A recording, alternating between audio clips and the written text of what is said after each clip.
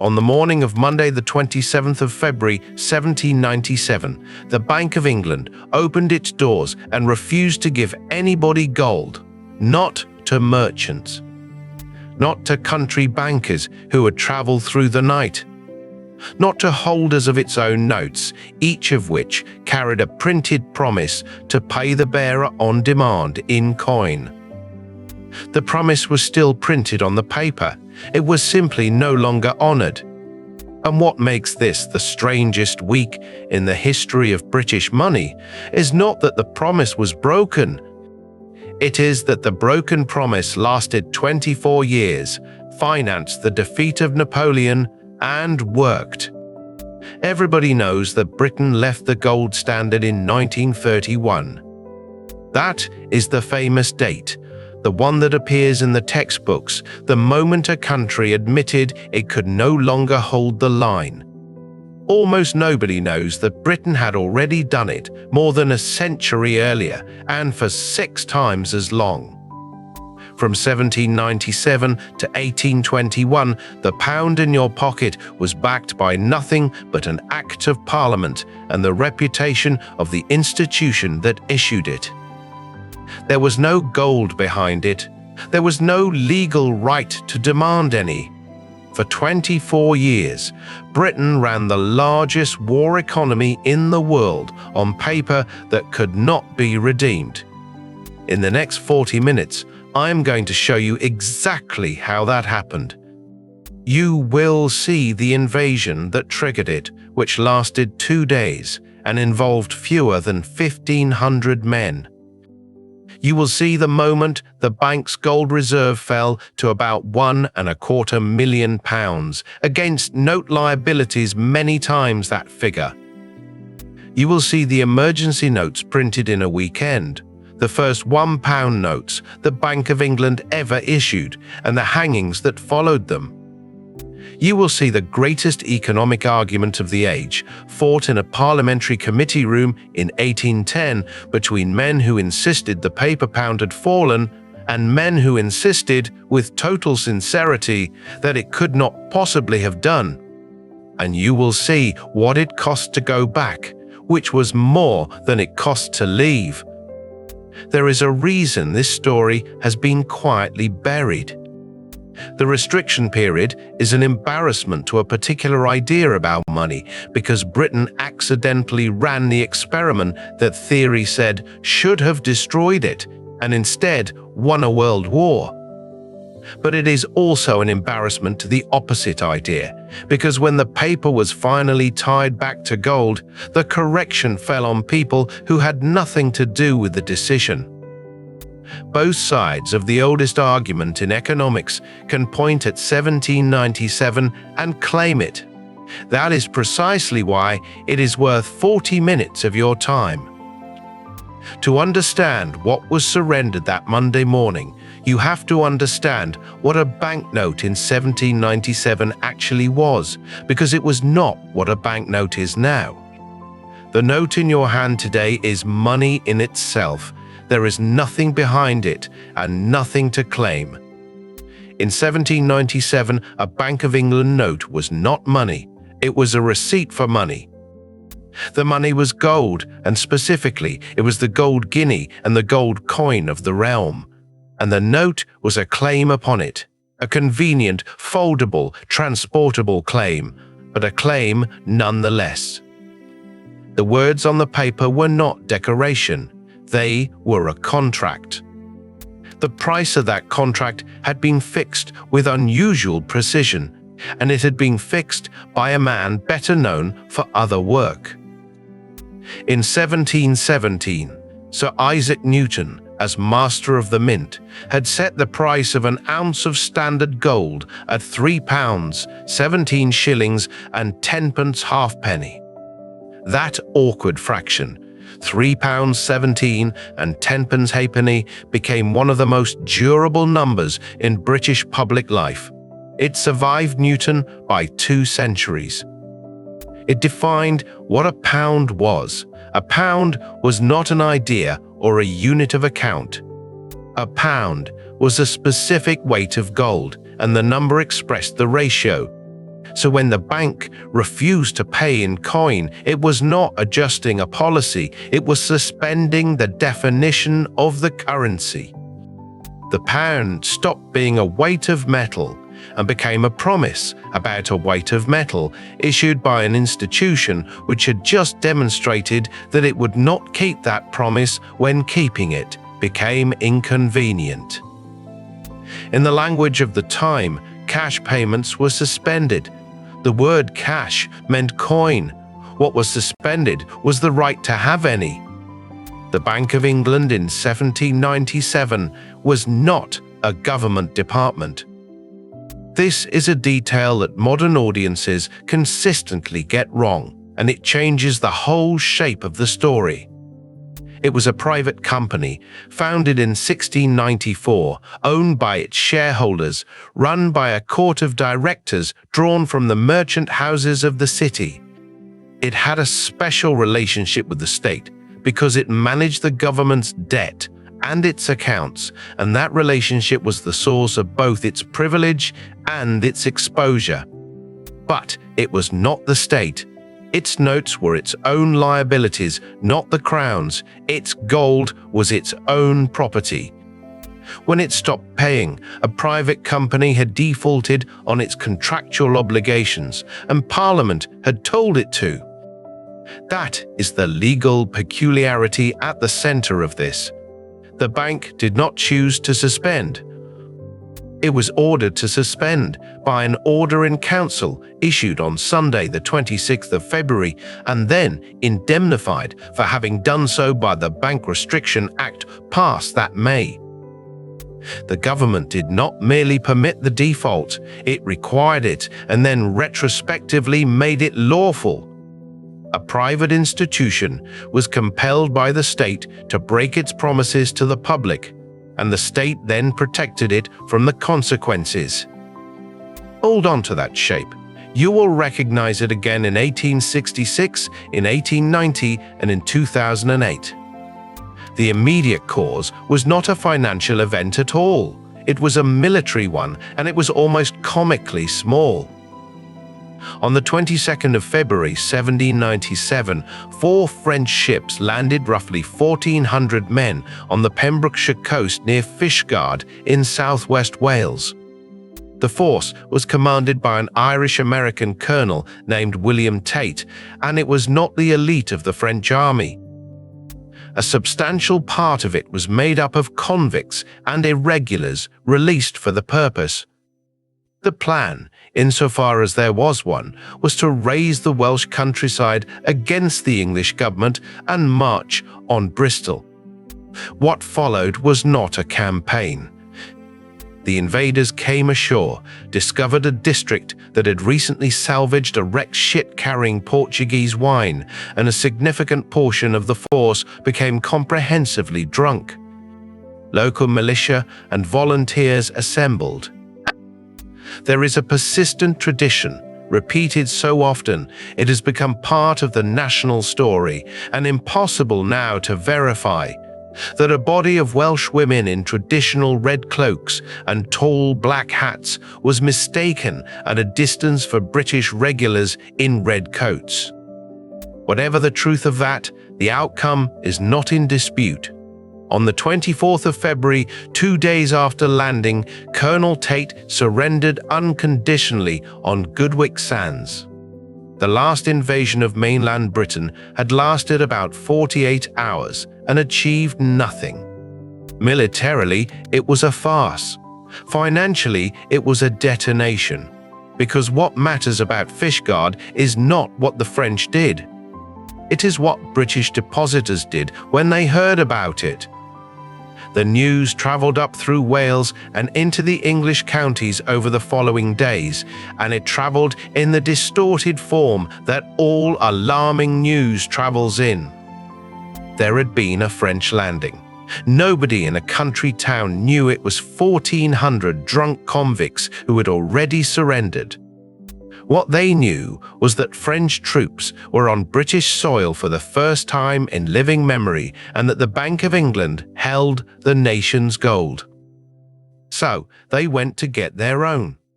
Not in London first, but in the provinces, at the small country banks that had multiplied across England in the previous 30 years. Each of those banks held a reserve, some coin in the vault, and Bank of England notes, which they treated as being as good as coin. When their depositors arrived demanding gold, the country bankers paid out what they had and then did the only thing they could do. They took their Bank of England notes to London and presented them at Threadneedle Street for the coin the notes promised. This is the mechanism that matters, and it is worth stating plainly because it recurs in every banking crisis in this series. A run does not usually kill an institution directly. It kills it through the institutions that bank with it. The provincial panic converted itself into a metropolitan drain, and every note redeemed in London was gold walking out of the bank's vault to be buried in a garden in Devon or Yorkshire. The bank was not being tested by its own depositors, it was being tested by everybody else's. The drain had been building for 3 years before Fishguard lit it. Britain had been at war with revolutionary France since February 1793, and war is the most reliably expensive thing a state can do. Wars are paid for in 3 ways: taxation, borrowing, and the export of specie. Britain did all 3, and the third is the one that empties vaults. Subsidies had to be paid to continental allies to keep them in the field, and continental allies did not want paper drawn on a London bank. They wanted metal. Armies abroad had to be supplied, and foreign contractors wanted metal. Every pound sent to Vienna or to a commissary in the Low Countries was a pound of gold that physically left the country and did not come back. The numbers describe a slow bleed becoming a hemorrhage. The bank's holdings of gold and silver stood at around £7 million in early 1794. By the end of 1795, they were down to about 4 million. By February 1797, on the eve of the suspension, the reserve had fallen to roughly £1.25 million. Against that stood the bank's notes in circulation and its deposits, obligations running to many times the metal available to satisfy them. This is not a scandal in itself. No bank in history has ever held metal against every claim, and a bank that did would not be a bank. But the ratio had passed the point where confidence could be maintained by argument. It could now only be maintained by not being tested. The directors of the bank had seen it coming and had been saying so. Through 1796, they had repeatedly asked the government to restrain its borrowing and to stop drawing on them for advances. They were, in effect, asking the state to stop using a private company's balance sheet as an overdraft facility during a war. William Pitt the Younger, as Prime Minister, needed the advances more than he needed the bank's comfort, and the requests were absorbed rather than acted upon. By the time Fishguard happened, the bank was already at the edge, and everyone in the court of directors knew exactly how thin the metal had become. On Saturday, the 25th of February, the directors met and concluded that the reserve would not survive another week of redemptions. The message went to Downing Street.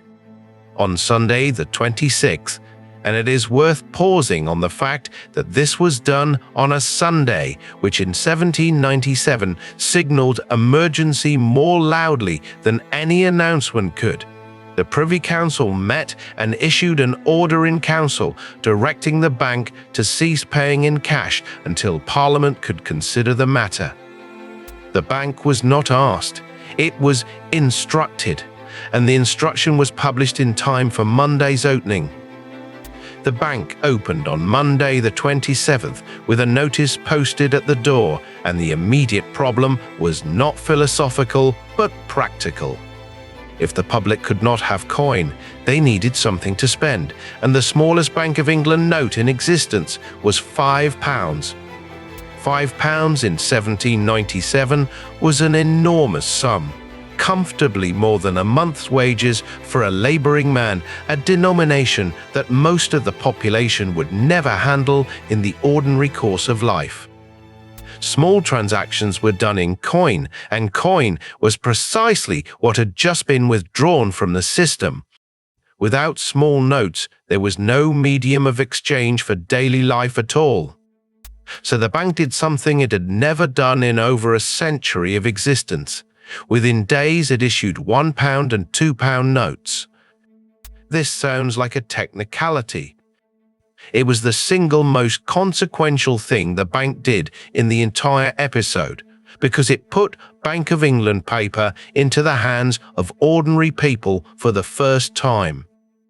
Before 1797, the bank's notes were an instrument of merchants, and most Britons could live a whole life without seeing one. After 1797, the paper pound was the money that wages were paid in and bread was bought with. An institution that had been the private banker of the mercantile class became, almost overnight, the issuer of the nation's everyday currency. The public response was not panic. This is the detail that consistently surprises people who come to the story expecting a collapse. Within days, merchants of the City of London met and signed a declaration agreeing to accept Bank of England notes in payment and to make their own payments in them. Similar declarations followed in other commercial centres. The notes did not fall to a discount in ordinary domestic trade. A pound note bought a pound's worth of goods. The suspension of convertibility, which theory says should have destroyed confidence in the currency, was met with a collective decision to carry on as though nothing had changed. It was in this atmosphere that the bank acquired the name it still carries.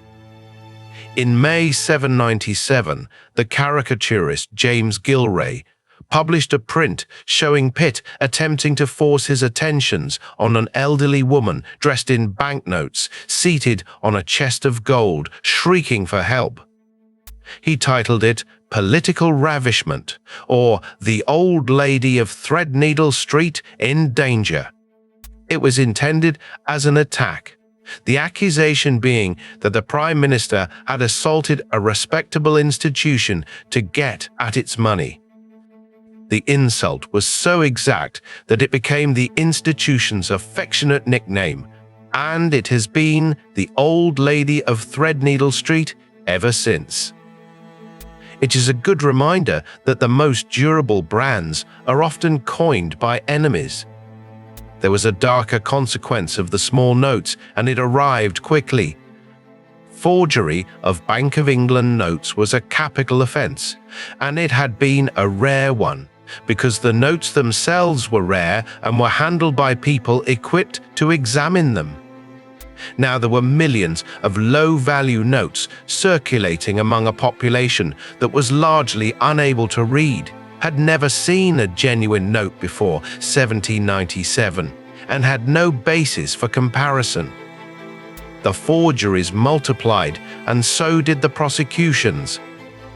Passing a forged note, often by someone who had received it in good faith as wages, carried the death penalty.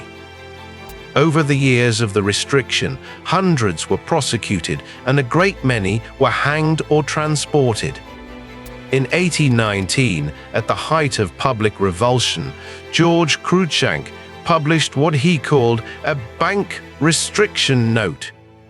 It was a mock banknote, engraved in the bank's own style, in which the watermark was a row of hanged bodies. The signature was that of the hangman, and the promise to pay was a promise to deliver the bearer to the gallows. It was displayed in a shop window in the Strand and drew crowds so large the street was blocked. Cruikshank later claimed it helped bring an end to hanging for forgery. Whether or not that is true, it is the sharpest thing anyone produced about the period. An emergency measure adopted to protect the currency had put ordinary people within reach of the rope, and the satire simply drew the connection. Here is the part that should not have worked and did. Take away the metal backing from a currency in the middle of an existential war, in an economy with no central planning apparatus, no deposit insurance, no modern statistics, and no theory of what you are doing, and the standard expectation is that the currency collapses. People rush to convert paper into goods. Prices spiral. The unit of account breaks down. Something like that has happened often enough in monetary history to be the base case. It did not happen in Britain. Why not? The first reason is that a currency's value depends on what people believe about it in 12 months' time, and the British public, on the whole, believed the suspension was temporary. The Restriction Act had a date attached. It was extended, and extended again, and extended for 24 years, but at each moment the operating assumption was that this was an emergency arrangement which would be reversed once the emergency ended. A paper pound that everyone expects will be redeemable in gold eventually is not the same object as a paper pound that everyone expects will not be. Expectation was doing the work the metal used to do. The second reason is that the bank did not behave as an unconstrained issuer. It had no legal limit on note issue. After 1797, nothing stopped it printing whatever quantity it liked. But its directors were merchants who had spent their careers in a convertible system, and they carried on applying its instincts. Issue expanded substantially over the period. It did not explode. There is a difference between a currency that grows faster than output and a currency that has been abandoned by the people running it, and the restriction period stayed firmly on the first side of that line. The third reason is the most uncomfortable one for anybody who wants a clean lesson. Britain was winning, or at least surviving. A currency is a claim on a country, and the country in question had command of the sea, an expanding industrial base, a tax system that was about to become the most effective in Europe, and a functioning state that continued to service its debts. The paper pound was not backed by gold, it was backed by Britain. In 1797, that turned out to be a considerable amount of backing. The war was the reason the suspension continued, and the war is also what the suspension paid for. It is difficult to overstate the scale. Britain fought France with interruptions from 1793 to 1815, 22 years, against an opponent that at various points controlled most of continental Europe. It fought with an army that was never the largest, a navy that was always the largest, and a financial system that was the real weapon. Britain's distinctive capacity was not manpower. It was the ability to borrow at rates its enemies could not match, and to keep borrowing for 2 decades without defaulting. Pitt's other great innovation belongs to the same emergency.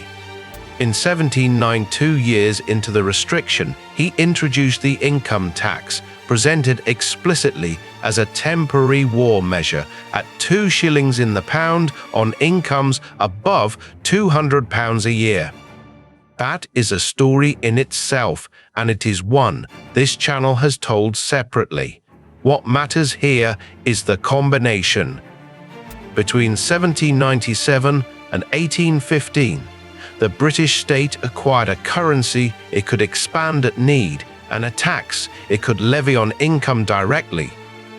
Those 2 instruments together are what allowed a nation of some 16 million people to subsidize half the armies of Europe against a continental empire of far greater population. Follow the money outward and the picture becomes concrete. British subsidies flowed to Austria, to Prussia, to Russia, to Portugal, to Spain, to any power willing to keep a French army occupied. Wellington's forces in the peninsula had to be paid in coin because Spanish and Portuguese suppliers would not take London paper, and the logistics of getting metal to Iberia became a running crisis of the campaign. The bank's own reserve was not funding this directly. But the paper economy at home freed the metal to be sent abroad, and that is the essential trick of the whole period. Domestic circulation ran on notes so that foreign obligations could be met in gold. There is a version of this story in which the suspension is a shabby expedient that a serious country should be ashamed of. There is another in which it is one of the most successful monetary decisions any government has ever made. Both are defensible, and the awkward fact is that the same evidence supports each. Britain suspended the definition of its currency, kept the arrangement in place for a generation, financed a victory, and emerged as the dominant financial power of the 19th century. Whatever else the restriction was, it was not a failure at the thing it was adopted to do. By 1809, something was visibly wrong, and it showed up first in the place these things always show up: the gap between the official price of gold and what people would actually pay for it. The mint price, Newton's number, was £3.17 and 10 halfpenny an ounce. In the market, gold was fetching well above £4, and by 1830 it would reach roughly £5, 8 shillings. The guinea, a gold coin nominally worth 21 shillings, was changing hands for considerably more than 21 shillings in paper. The paper pound and the gold pound had come apart. At its worst, the divergence was around 30%. That is not hyperinflation, and nobody should present it as such. But it is a substantial and sustained devaluation, and it produced exactly the effects a devaluation produces. Prices rose. Anyone holding fixed money claims, annuitants, pensioners, holders of government stock, landlords on long leases, was quietly poorer. Anyone owing fixed money debts, and the largest such debtor in the country was the government, was quietly better off.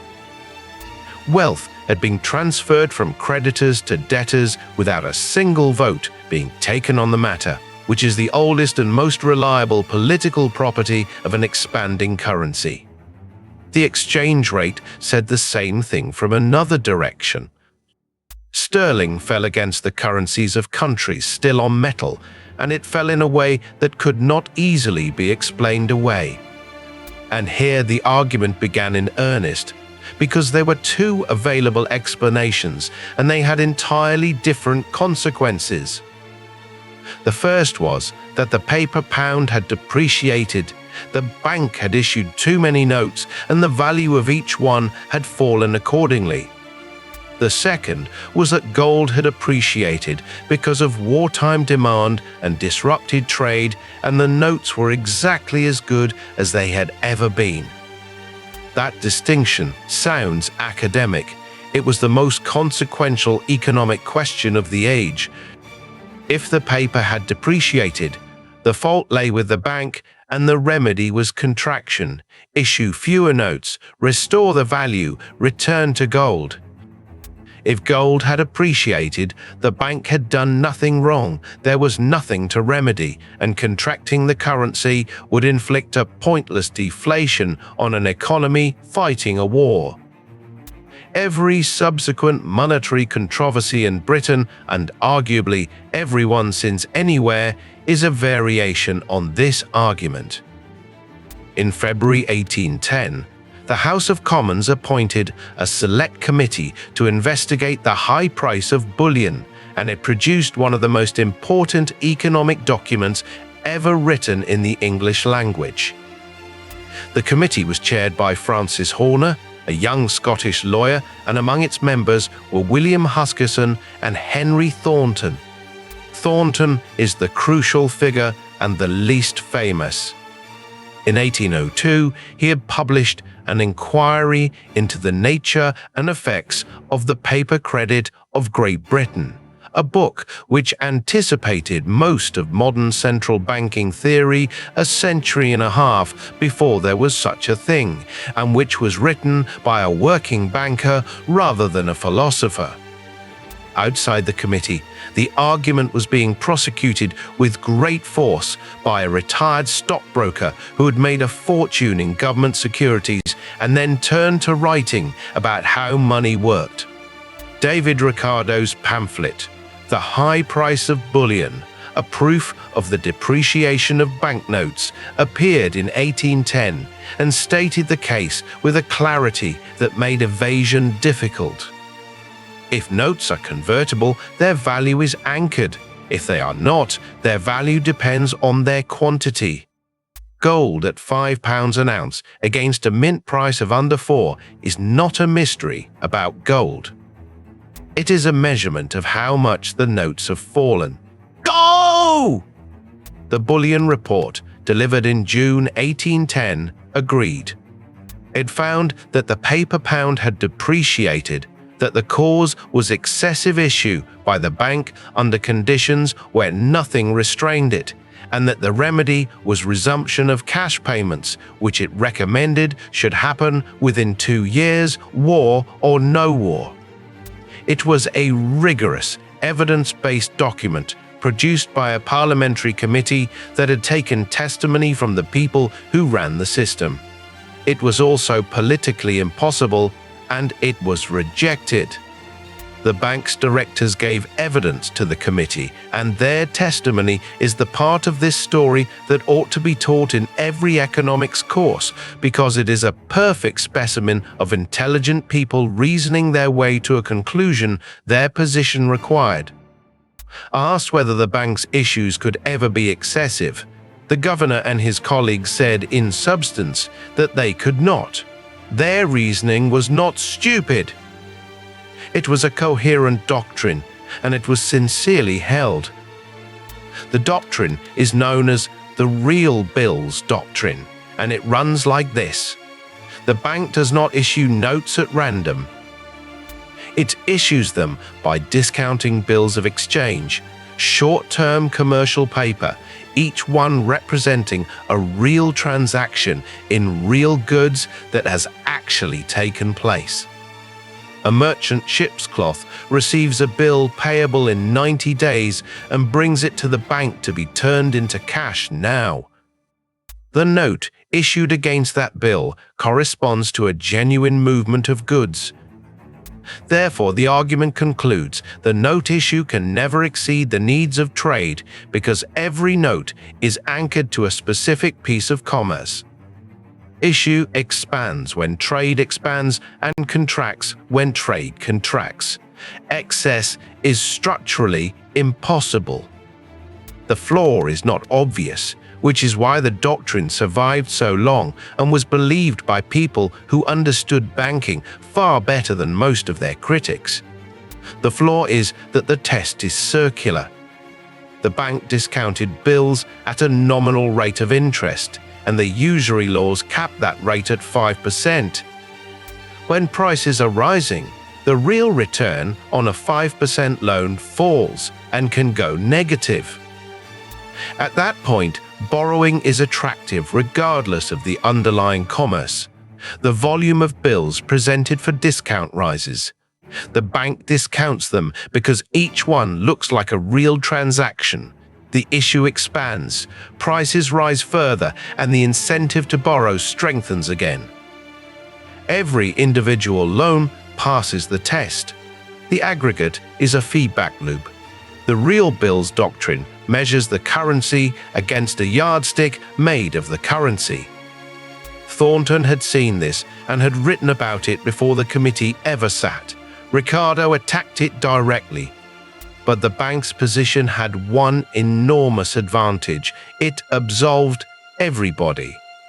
If the note issue could not be excessive, then the high price of gold was not the bank's fault, and no painful correction was required of anyone. Doctrines that require no sacrifice from their believers have a considerable advantage in any public argument, and this one held the field for another decade. In May 1811, the Commons voted on the Bullion Report's resolutions and threw them out, not narrowly and not on a technicality. The House resolved, in terms that read strangely now, that Bank of England notes had not fallen in value and were held in public estimation to be equivalent to the legal coin of the realm. Parliament had been presented with careful evidence that the currency had depreciated by around a third and had voted to declare that it had not. The gold price in the market did not adjust itself in response. It is easy to mock, and easy to mock for the wrong reason. The vote was not simple stupidity. The country was at war with Napoleon, the Peninsular Campaign was being funded month to month, and the Bullion Committee's remedy amounted to a deliberate monetary contraction in the middle of that effort. Members who voted against the report were not all fools defending an indefensible theory. Many were making a judgment that the depreciation, real or not, was a price worth paying until the French were beaten. That judgment is arguable.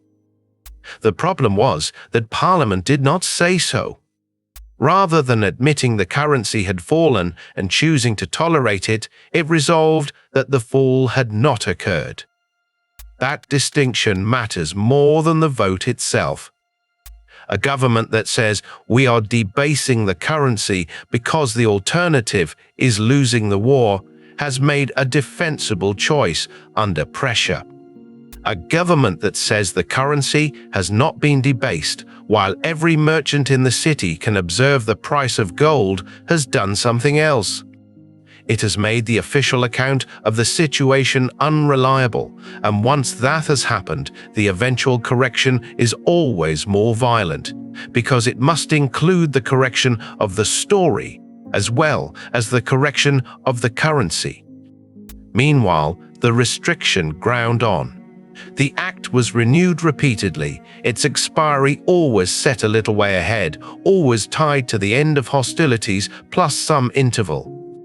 Napoleon abdicated in 1814, returned in 1815, and was finished at Waterloo in June 1815. The war that had justified the emergency was over. The emergency arrangement was 6 years from ending, and the argument about how to end it was about to become the central political question in the country.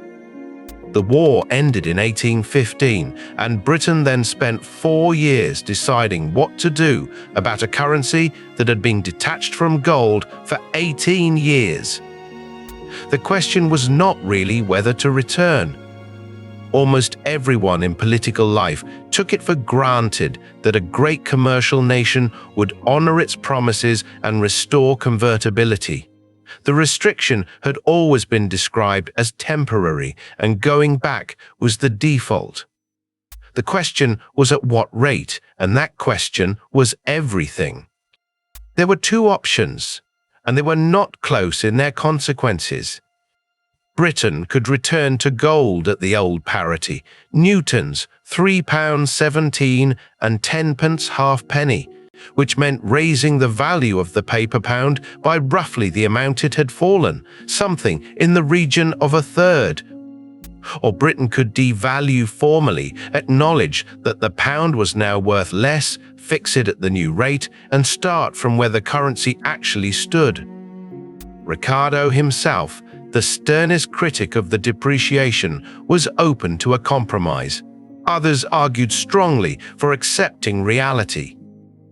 In 1819, a Commons committee chaired by Robert Peel, then a young man of 31 and the son of a cotton manufacturer who was himself a member of the House, recommended return at the old parity by stages ending in full convertibility. The resulting legislation is known as Peel's Act, and it settled the matter. The bank was to resume payments gradually, first in large gold bars for substantial sums, then in coin, with the process completed by 1823. In the event, the bank moved faster than required, and full cash payments resumed on the 1st of May 1821. The decision to go back at the old parity was, in its own terms, honourable. Britain had promised that a pound was a defined weight of gold. Every holder of government stock had lent on that understanding. To return at a lower rate would have been to repay those creditors in a smaller pound than the one they had contracted for, a partial default conducted through the mint rather than the courts. Peel's committee took the view that a country whose entire financial advantage rested on the belief that it always paid in full could not afford the reputational cost of paying less. Given what the City of London went on to become in the following century, it is hard to argue they were simply wrong. The return to gold was not free, and the bill was not presented to the people who had signed for it. Restoring the pound to its old value meant deflation, a sustained, deliberate fall in the general level of prices of roughly the amount the currency had depreciated. Every pound of debt contracted during the restriction now had to be repaid in pounds that were worth substantially more than the pounds that had been borrowed. Every fixed money obligation became heavier in real terms. The national debt, swollen to enormous size by 22 years of war, had been accumulated largely in depreciated paper and was now to be serviced in appreciated gold. Farmers were hit hardest and hit first. Agricultural prices had risen through the war years, and land had been brought into cultivation and mortgages taken out on the assumption that those prices would hold. When prices fell back, the mortgage did not fall with them. Rural distress through the early 1820s was severe, and it fed directly into the political turbulence of the period. The country that had been kept fed and financed through the war now found that the settlement of the war's finances fell on the same people. The wider social context is impossible to separate from the monetary one, though it is often taught as if it were. The years around resumption were the years of Peterloo in 1819, of the Six Acts, of the agitation that would run on into the reform crisis. Not all of that was about money, and it would be crude to reduce it to money. But the years in which Britain chose to raise the value of its currency by a third were also years of falling wages, agricultural collapse, and mass political unrest.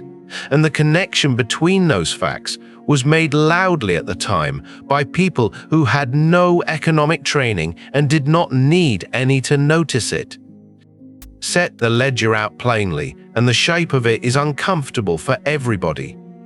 The suspension of 1797 was adopted in an emergency, extended far beyond any emergency, and financed a victory that would otherwise have been in doubt. It transferred wealth from creditors to debtors quietly over 2 decades. The resumption of 1821 restored the country's word, secured London's position as the financial capital of the world for a century, and transferred wealth back from debtors to creditors, except that they were not the same debtors and creditors. The people who benefited from the depreciation were rarely the people who paid for the restoration. 24 years is long enough for a debt to change hands and for a generation to be replaced. So, what did the restriction actually prove? The honest answer is that it proved something neither camp in the argument has ever been comfortable admitting, which is why the episode is quoted so selectively. It proved that a paper currency, unbacked by metal and unlimited by law, can hold its value tolerably well for a very long time, provided the issuing institution behaves with restraint and the public believes the arrangement is temporary. 24 years is not a brief experiment. Britain ran the largest financial operation in the world on unconvertible paper for a generation, and the pound did not become worthless. It fell by around a third at its worst and then recovered. For anyone who insists that money must be metal or it is nothing, 1797 is a very awkward fact. It also proved the opposite thing. The pound did fall. Prices did rise. The gap between the mint price and the market price of gold was real, measurable, and persistent. And the bank's explanation for why it could not be happening was wrong in a way that was demonstrated at the time by men working with a fraction of the data we have now. Restraint is not the same as constraint. The bank behaved moderately because its directors chose to, and there is no guarantee in that arrangement, only a hope about the character of whoever happens to be in charge. For anyone who insists that a currency needs no external discipline, 1810 is an equally awkward fact. The deepest lesson is not about gold at all. It is about what happens when an emergency measure outlives its emergency. Nobody in February 1797 intended to create a 24-year monetary regime. The order in council was a stopgap for a weekend crisis caused by 1,400 drunk Frenchmen who had already surrendered. It became the monetary constitution of Britain for a generation because each renewal was easier than the alternative and because the arrangement worked well enough that ending it always looked like an unnecessary risk. The suspension was not a decision. It was a decision that was never quite taken, over and over again for 24 years. That is the pattern worth carrying away, and it is why this episode sits at the center of everything else this channel covers. Institutions do not usually change through dramatic reversals. They change through temporary measures that are not withdrawn, through emergency powers that outlast the emergency, through the discovery that the thing which was supposed to be impossible turns out to be survivable and is therefore done again. Britain broke the promise printed on its own banknotes in 1797 because it had to. It kept breaking it until 1821 because it could. And the last detail is the one that tells you how completely the country absorbed what had happened. The promise never came off the note. Look at a Bank of England note today, and you will find the same words there. A promise to pay the bearer on demand, signed by the chief cashier, on paper that has not been redeemable in gold for over 90 years. It is the ghost of a contract from an economy that no longer exists, and it has survived every monetary system Britain has adopted since. The words outlived the thing they described. They started to become a formality on a Monday morning in February 1797, and nobody has ever quite been willing to take them off. There is a simple question about Britain that the British state cannot fully answer. Who owns it? Not in the philosophical sense, in the ordinary, administrative, filing cabinet sense. If you wanted a complete list of who holds title to every acre of land in England and Wales, names, addresses, boundaries, you could not obtain one because it does not exist. The Land Registry, the body whose entire purpose is to record ownership of land, does not have records for a substantial part of the country. Not because the records were lost, because they were never made. You can test this yourself. pick a field, a wood, a stretch of moorland. Search the register, pay the small fee, and a great deal of the time the answer that comes back is that no registered title exists. Somebody owns it. Land is never ownerless in English law, but the state holds no record of who. And the land that is missing from the register is not a random scatter of forgotten corners. It is, overwhelmingly, the oldest and largest estates in the country, the holdings that have not been sold in living memory, and in some cases have not been sold since the Middle Ages. That is not an accident of administration. It is a direct consequence of how the system was designed, and understanding why produces one of the more remarkable facts about the country, that a modern, heavily surveyed, thoroughly bureaucratic state has a deliberate blind spot covering some of its most valuable assets, and the blind spot is shaped almost exactly like the aristocracy. This is the story of how the ownership of Britain came to look the way it does, and of why, 950 years after the Normans arrived, the pattern they established is still legible in the modern map. Start with the scale, because the numbers are genuinely difficult to believe on first hearing. The United Kingdom covers roughly 60 million acres. England alone is about 32 million. Of that, the land occupied by homes, every house, flat, garden, and driveway in the country, where the overwhelming majority of the population lives, accounts for something in the region of 5% of England's surface.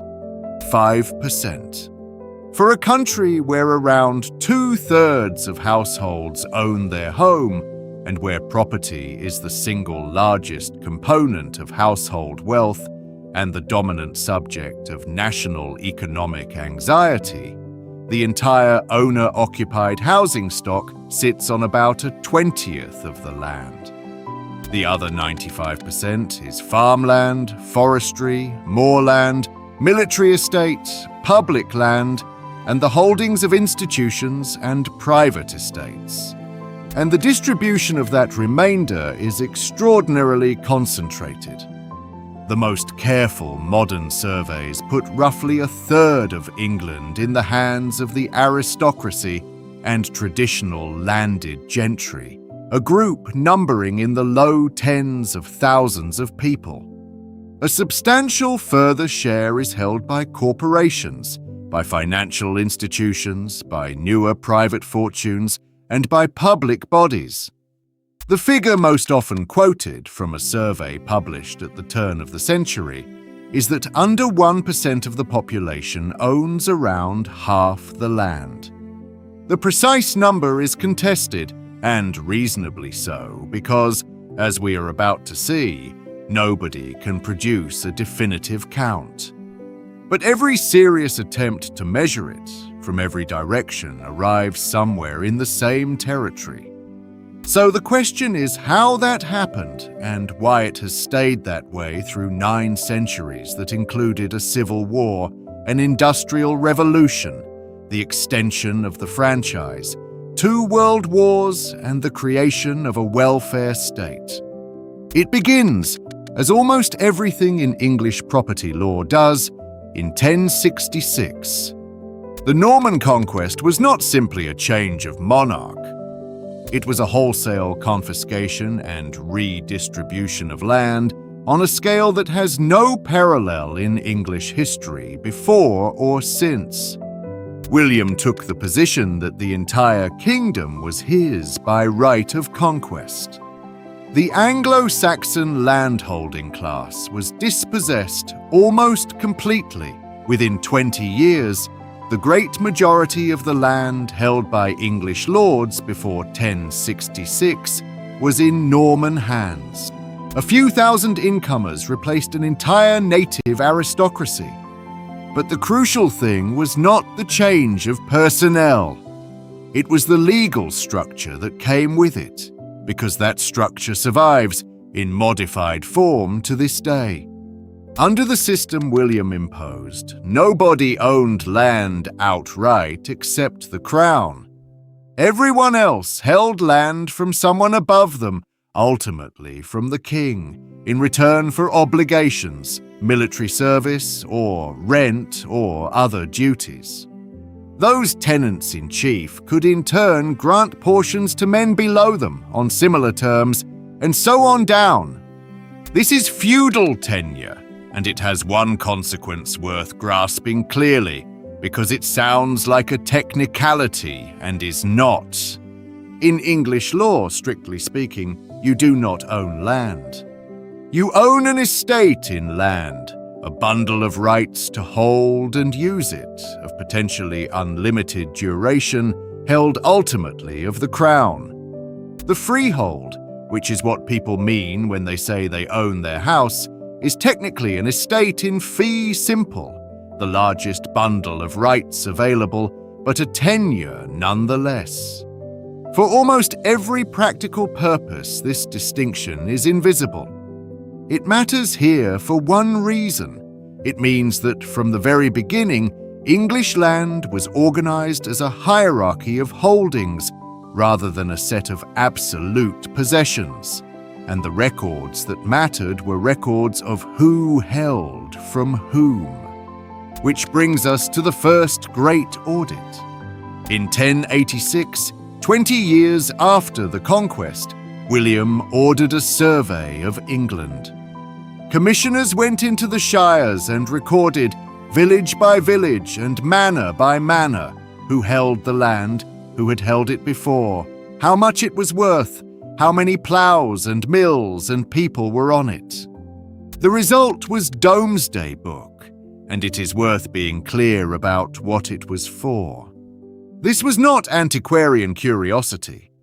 It was a taxation and control instrument, a determination of what the king's new kingdom contained and what could be extracted from it. Contemporaries resented it precisely because they understood that. The name is telling. It was called Domesday because, like the Last Judgment, its verdict could not be appealed.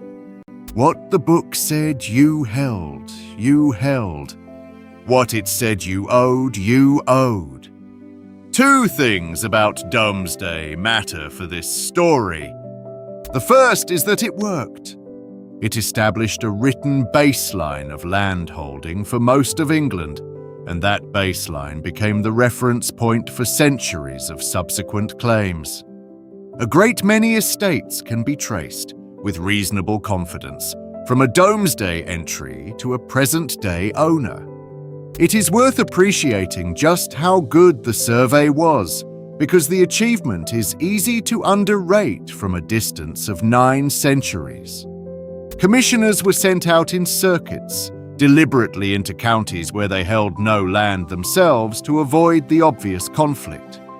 They took evidence on oath from juries drawn from each hundred, the local subdivision, comprising both Norman and English men, so that a lord's account of his own holding could be checked against the recollection of the people living on it.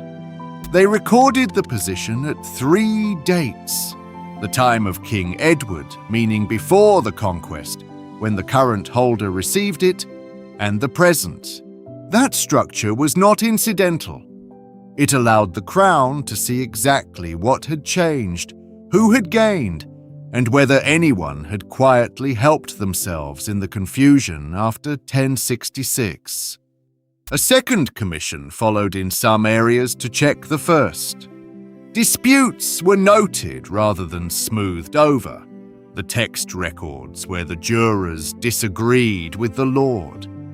The whole thing was completed in under a year, in a kingdom without roads worth the name, by men on horseback, writing in Latin on parchment. The second is that nothing on that scale was attempted again for 800 years. Think about that gap. The most comprehensive land survey in English history was conducted in 1086, and the next attempt at anything comparable came in the 1870s. In between, the ownership of England was recorded only in private deeds, manorial rolls, church records, and the memories of local men, a system that worked adequately for settling disputes between neighbours and not at all for producing a national picture. The second great redistribution came 4.5 centuries later, and it was even more concentrated in time. Between 1536 and 1541, Henry VIII dissolved the monasteries. The religious houses of England and Wales, hundreds of them, some enormously wealthy, were suppressed and their lands taken by the crown. The scale is hard to overstate. Estimates of monastic holdings before the dissolution run to something between 1/4 and 1/3 of the cultivated land in England. In 5 years, all of it changed hands, and it did not stay with the crown. Henry needed money, principally for war, and the monastic estates were sold, rapidly and often below their real value, to those with cash available and the political standing to be considered. The buyers were courtiers, officials, established gentry, and rising merchant families. What that produced was the creation, in a single generation, of a substantial part of the English landed class. A great many of the families that dominated English county society for the next 400 years trace their estates to a purchase made in the 1540s from a king who needed funds quickly. It is worth pausing on the political effect, because it was probably the point. By distributing former church land widely among the gentry, Henry created several thousand families with a direct and permanent material interest in the Reformation not being reversed. Any restoration of Catholicism would raise the question of the monastic estates. Nobody who had bought one wanted that question asked. He did not merely take the church's land. He bought the political settlement with it, and the mechanism worked exactly as designed. When Mary came to the throne in 1553 and restored Catholicism, the monastic lands were not returned. It was politically impossible. The crown could reverse the theology, and did, but it could not undo several thousand property transactions without turning the entire gentry against it. The papal settlement that accompanied the Restoration explicitly left the former church lands with their new owners. The religion was reversible, the property was not. That is a fair summary of English history for the following century. Then comes the process that changed rural England more thoroughly than either, and it took 300 years rather than 5. Enclosure. For most of the medieval period, a great deal of English farmland was worked in open fields, divided into strips held by different villagers, alongside common land where those with rights could graze animals, gather fuel, cut turf, and take timber. The commons were not unowned. The lord of the manor generally held the soil, but a defined community held enforceable rights over them. Those rights mattered enormously to people with little else.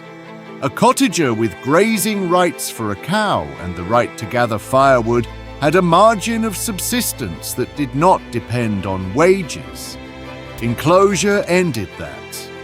It converted open fields and commons into consolidated, fenced, individually held farms, and it extinguished the common rights that had run over them. Early enclosure from the 15th century was often done by agreement or by force. But from the 18th century, the dominant method was statutory, a private act of Parliament for a particular parish, appointing commissioners to redraw the map and allocate the land.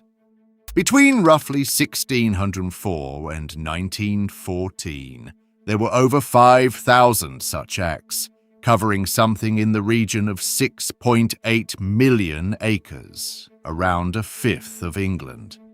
Now consider who was passing those acts. Parliament in this period was composed overwhelmingly of landowners. The franchise was restricted by property. The House of Lords was hereditary and landed. A private enclosure act required a petition, usually from the principal landowners of the parish, and was scrutinized by a legislature drawn from precisely the same class. Commissioners then allocated the enclosed land in proportion to existing holdings and rights, which is defensible in principle and in practice favored those who already held most. Worse, those receiving an allotment had to pay their share of the costs of enclosure, surveying, legal fees, and crucially fencing, which was expensive.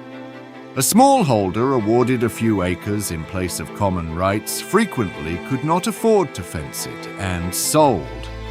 The result, repeated across thousands of parishes over 2 centuries, was consolidation. Larger holdings grew, small ones disappeared. The class of people with a direct stake in land, cottagers, commoners, small freeholders, contracted sharply, and much of that population moved into wage labor and then into the towns. There is a real economic argument on the other side, and it deserves stating. Enclosed farms were more productive than open fields. Consolidated holdings allowed drainage, selective breeding, crop rotation, and investment that strip farming did not. English agricultural output rose substantially over the period, which fed a growing urban population and supported industrialization. Both things are true.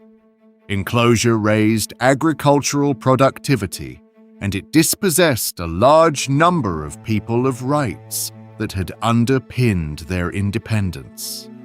The gains were real, and so were the losses, and they fell on different people. But for the purposes of this story, the relevant point is narrower.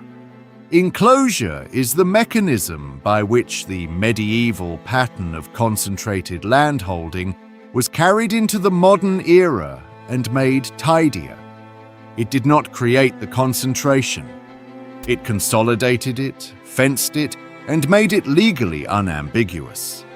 Everything so far has been about England. Scotland is a different legal system with a different history, and the outcome there is more concentrated still. Scottish land law never went through the same sequence. It had its own feudal structure, which survived formally until it was finally abolished by statute in 2000, an extraordinarily late date for the ending of feudal tenure in a European country. And the pattern of holding that emerged was not thousands of estates, but hundreds. The figure most often cited from research conducted in the 1990s and repeatedly revisited since is that around 430 owners hold something approaching half of all privately owned rural land in Scotland. Individual estates run to tens of thousands of acres, some exceed 100,000.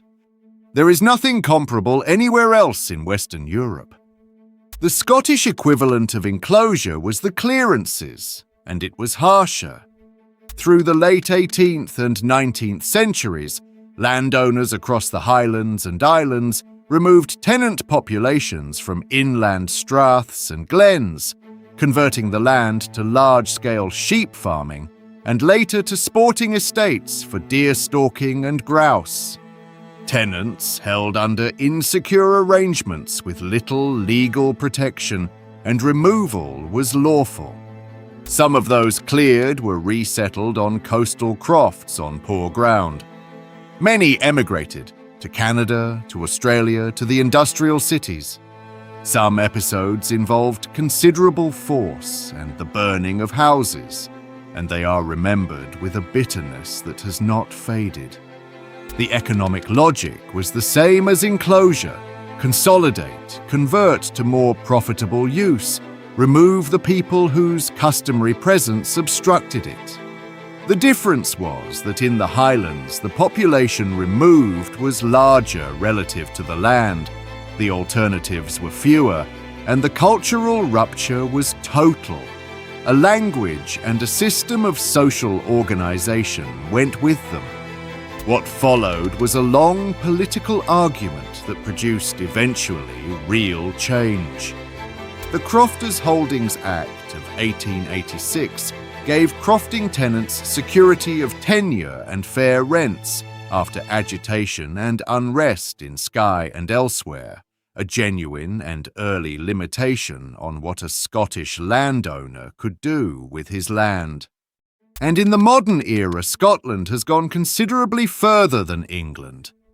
The Land Reform Act of 2003 established a broad public right of responsible access to most land, the practical right to roam that England does not have, and gave crofting communities a right to buy the land they worked. Further legislation in 2016 extended community right-to-buy provisions and required greater transparency about who owns land. The results are real but modest against the scale. Community buyouts have transferred substantial estates, the Isle of Eigg, parts of Assynt, Knoydart, and others, into local ownership, and those are genuine transfers of a genuine kind. They amount to a small percentage of Scotland. The point of including Scotland is not the comparison for its own sake. It is that Scotland demonstrates the pattern is not immovable. A legislature that decided the distribution was a legitimate subject for reform passed laws, and the laws changed things. England has not done that, and the difference is political rather than legal. Which raises the obvious question. Over 400 years, why did those estates not simply break up? Great fortunes usually do. Divide an estate among 4 children, and again among their children, and within a few generations it is gone. This is the ordinary fate of accumulated wealth, and it is why most fortunes do not last. English land did not do that, and the reason is legal. The first mechanism is primogeniture. Under English common law, where a landowner died without a will, real property descended to the eldest son, undivided. Not shared among the children, one heir, one estate. This was the default rule, not an obligation, and landowners could and did leave land otherwise. But it established a powerful norm, and it stands in sharp contrast to systems elsewhere in Europe. French law after the Revolution, for instance, required division among heirs, which is one reason French landholding fragmented in a way English landholding did not. The second mechanism is more ingenious, and it is the one that really did the work: the strict settlement. A strict settlement was a legal arrangement, renewed each generation, under which the current holder of an estate was not the owner in any ordinary sense. He was a life tenant. He could take the income, live on the land, and manage it. He could not sell it, and he could not leave it away from the line of succession because the settlement had already determined who took it next, typically his eldest son, who would in turn be persuaded to resettle it on the same terms when he came of age. The effect was to remove the estate from the market and from the discretion of every individual owner. Each generation held it as a trustee for the family line rather than as a proprietor. That is why English estates survived spendthrift heirs, gambling heirs, and heirs with a dozen children. The land was not theirs to lose. A settled estate could be mortgaged, and often was, sometimes ruinously, but the land itself passed on. Take those two mechanisms together, run them for 3 centuries, and you have the answer to the question. English landholding did not fragment because the law was specifically constructed to stop it fragmenting, and the people who wrote the law were the people who held the land. So what did eventually break it? Because something did, at least partly. The 19th century produced the first serious challenge, and it began with information. In 1872, Parliament ordered a survey, the return of owners of land, sometimes called the Modern Domesday. It was commissioned in part by landowners themselves, irritated by radical claims that a tiny number of people owned the country, and confident that a proper count would refute them. It did not refute them. The published returns indicated that a remarkably small number of people held the great majority of the land. The figure that emerged and stuck was that a few thousand individuals owned around 4/5 of the United Kingdom. The survey was imperfect, and its critics found genuine faults in it. But it had done the one thing that mattered. It had put a number on something that had previously been an assertion, and the number was worse than the radicals had claimed. The political consequences took a generation to arrive. In 1894, the Chancellor, Sir William Harcourt, introduced estate duty, a graduated tax on the value of an estate at death, applying to land as well as to other property. This was the beginning of what became known as death duties, and it was a direct attack on the mechanism by which landed estates had been preserved. Because here is the difficulty an estate faces. Its wealth is in land. Land generates a modest annual income relative to its capital value. A tax charged on the capital value at death, payable in cash, cannot be met from income. It has to be met by selling something. And before the war, there was an attempt to go very much further, a fight that produced the biggest constitutional crisis in modern British history, and which is almost never remembered as being about land. In 1909, David Lloyd George, as Chancellor, introduced what became known as the People's Budget. It is usually recalled as the origin of the welfare state, funding old age pensions and social insurance, and it was. But the provisions that caused the crisis were the land taxes. The budget proposed a duty on the increase in land value when land was sold or passed at death, the unearned increment in the language of the time. It proposed a duty on undeveloped land held out of use. And crucially, it proposed a national valuation of all land in the United Kingdom, because none of the taxes could be levied without knowing what the land was worth and who held it.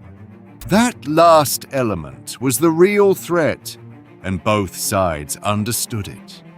A national valuation would produce, for the first time since 1086, a complete public accounting of the ownership and value of British land. The House of Lords rejected the budget.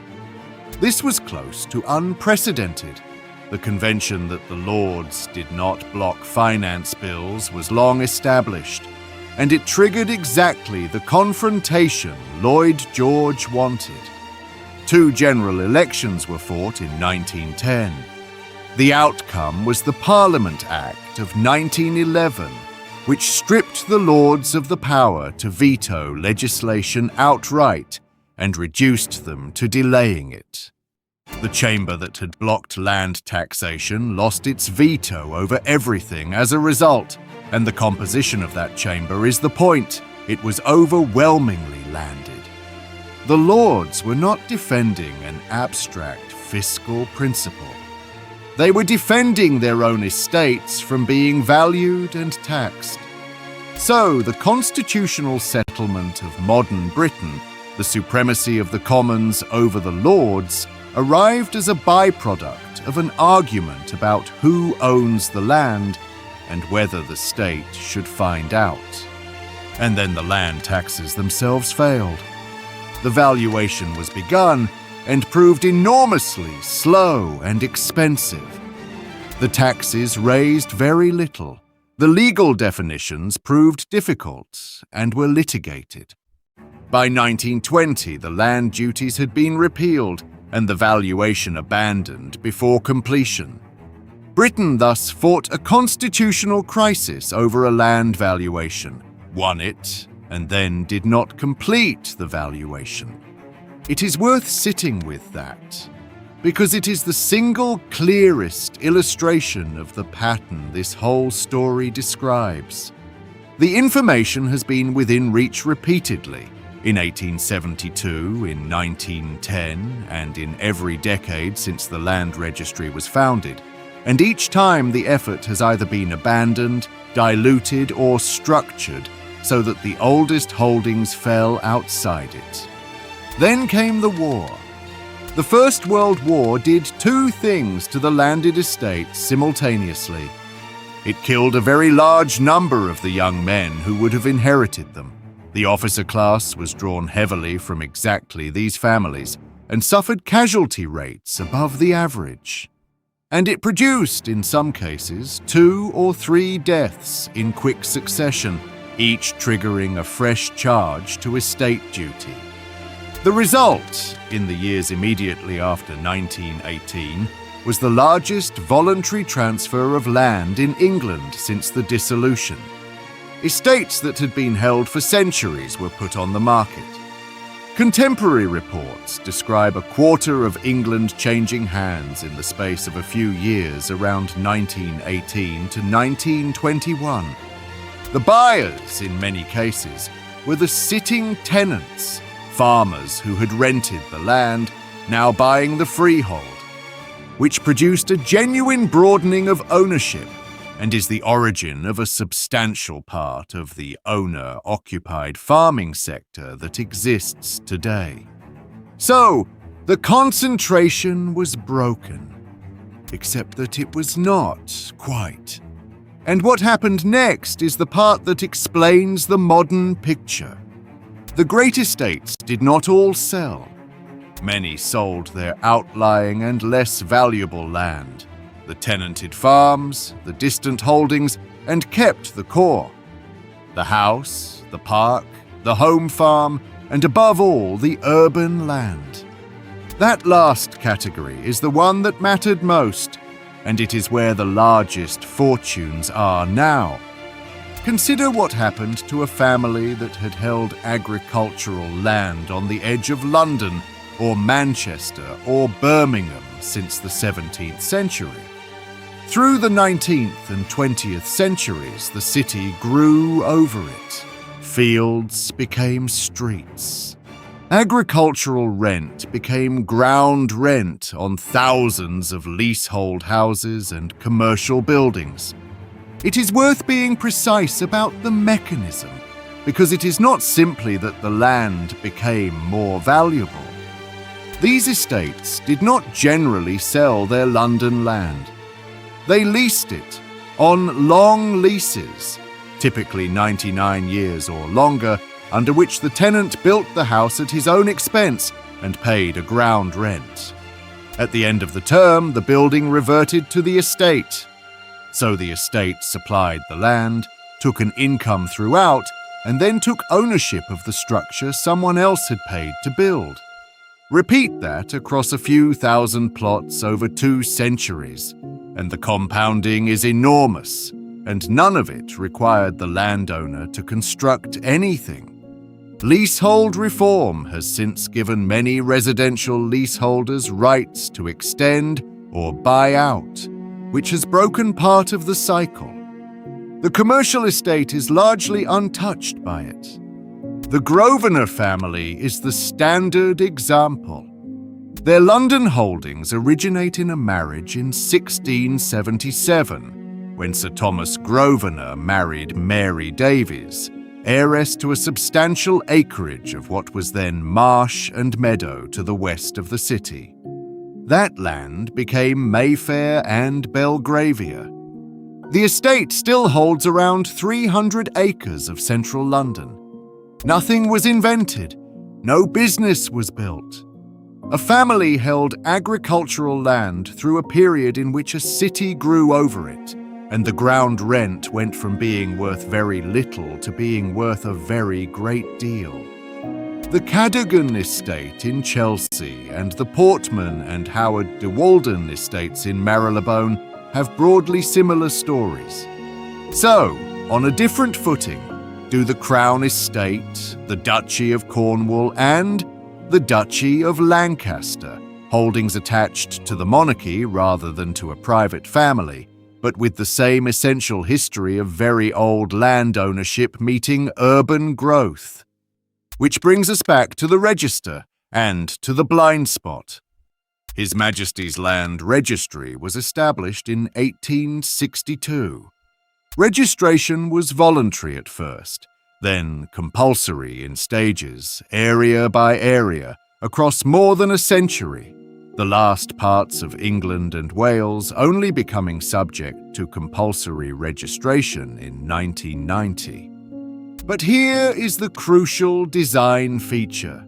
Compulsory registration is triggered by a transaction. When land is sold, mortgaged, or in certain cases inherited, it must be registered. Land that is never sold is never triggered.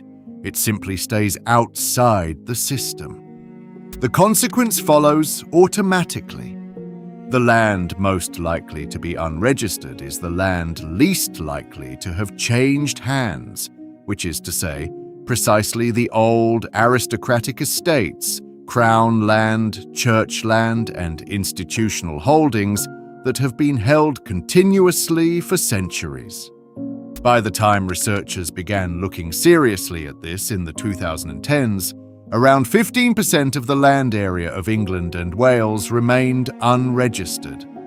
Not 15% of titles, 15% of the surface of the country with no public record of who holds it. The register has improved since, and the Land Registry has run programs specifically to capture unregistered public land.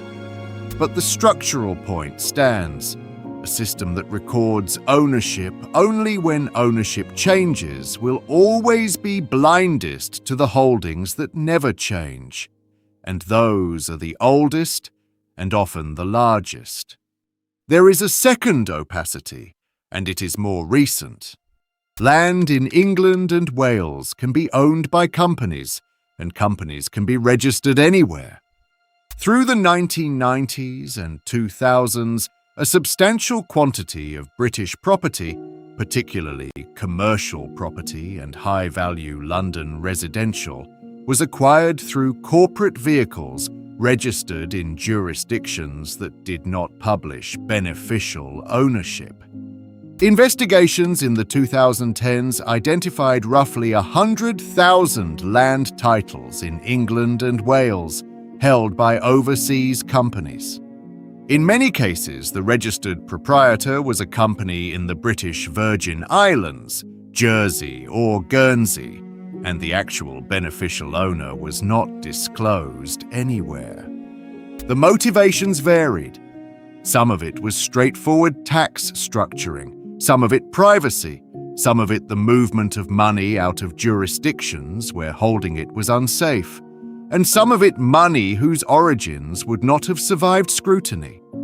The Register of Overseas Entities, requiring disclosure of beneficial owners of UK property held through foreign companies, was legislated for in 2022. The proposal had existed for years and was accelerated sharply after the invasion of Ukraine. It has closed part of the gap. Compliance and enforcement remain live questions. So, two forms of opacity from opposite ends of history. Ancient estates invisible because they have never been sold, and modern holdings invisible because they were deliberately structured to be. Before the consequences, it is worth naming who the largest holders actually are, because the answer is less Gothic than the aristocratic story suggests, and more interesting for it. The single biggest landowner in Britain by area is the state, but distributed across bodies that rarely get counted together. Forestry England and its Scottish and Welsh counterparts hold well over 1 million acres between them, the legacy of a body created after the First World War, when Britain discovered it had almost no domestic timber and had nearly run out during the submarine campaign. The Ministry of Defence holds several 100,000 acres, training areas, ranges, airfields, including very large tracts of Salisbury Plain and Northumberland. Local authorities hold county farms, parks, and operational land, though a great deal has been sold since the 1980s. The Crown Estate is a separate thing again, and widely misunderstood. It is not the monarch's private property, and it is not government property in the ordinary sense. It is a portfolio held in right of the Crown, managed independently, with the revenue going to the Treasury and a percentage returned to fund the monarchy. Its holdings include a substantial slice of central London, agricultural land, and, significantly, most of the seabed around the UK, out to 12 nautical miles, which turned out to matter enormously when offshore wind arrived and required seabed leases. Then the large private institutions. The National Trust holds around 600,000 acres, much of it acquired precisely because estates could not pay death duties and transferred property in lieu. The RSPB, the Church of England, Oxford and Cambridge colleges, water companies with vast catchment holdings, and the pension funds and insurers that hold farmland as a long-duration asset. And then the private estates, the aristocratic holdings, the newer fortunes that have bought land, and the overseas buyers. The picture that emerges is not a country owned by dukes. It is a country where a large minority is held by public and quasi-public bodies, a substantial share by institutions, and a disproportionate share of the remainder by a small number of private owners whose holdings are old. That last group is where the concentration lives, and it is smaller than the folklore suggests, and richer than the folklore suggests, both at once. Now, why does any of this matter beyond curiosity? The first reason is housing, and it is the most direct. The price of a house in Britain is overwhelmingly the price of the land under it, not the cost of building it. Construction costs vary modestly across the country. House prices vary enormously. The difference is land, and the price of land is determined by whether it has planning permission to be built on. Agricultural land in England might be worth a few £1,000s an acre. The same acre with residential planning permission can be worth 100 times that or more. That uplift is created by a public decision, a grant of permission, and it accrues almost entirely to whoever owns the land at the moment the decision is made. That is the central economic fact of British housing, and it follows directly from the ownership pattern. The people best placed to capture planning uplift are those who already hold large quantities of land near where growth happens, and those are the estates. The second reason is subsidy. For decades, agricultural support was paid substantially on the basis of area farmed. A payment per hectare by construction pays most to those with the most hectares. Analysis of the payment data repeatedly showed very large sums going to very large landowners, including some of the wealthiest families in the country. The system has been reformed since Britain left the European Union, with schemes now oriented toward environmental outcomes. But the underlying point holds. Any support paid by area will follow the ownership distribution. The third is simply the shape of the country. What gets built, what stays open, who can walk where. England has notably restricted rights of access compared with Scotland, which legislated a broad right of responsible access in 2003. The difference is not geography.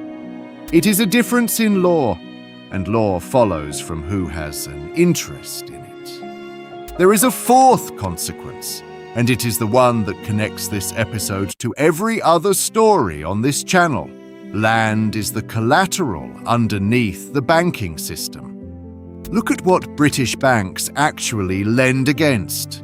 Overwhelmingly, property. Residential mortgages are the largest single category of lending in the economy, and commercial property lending is a substantial part of the rest. When a bank creates a loan, the security behind it is usually land or a building standing on land, which means the value of British land is not simply a matter of who is rich. It is the foundation of the balance sheet of the financial system.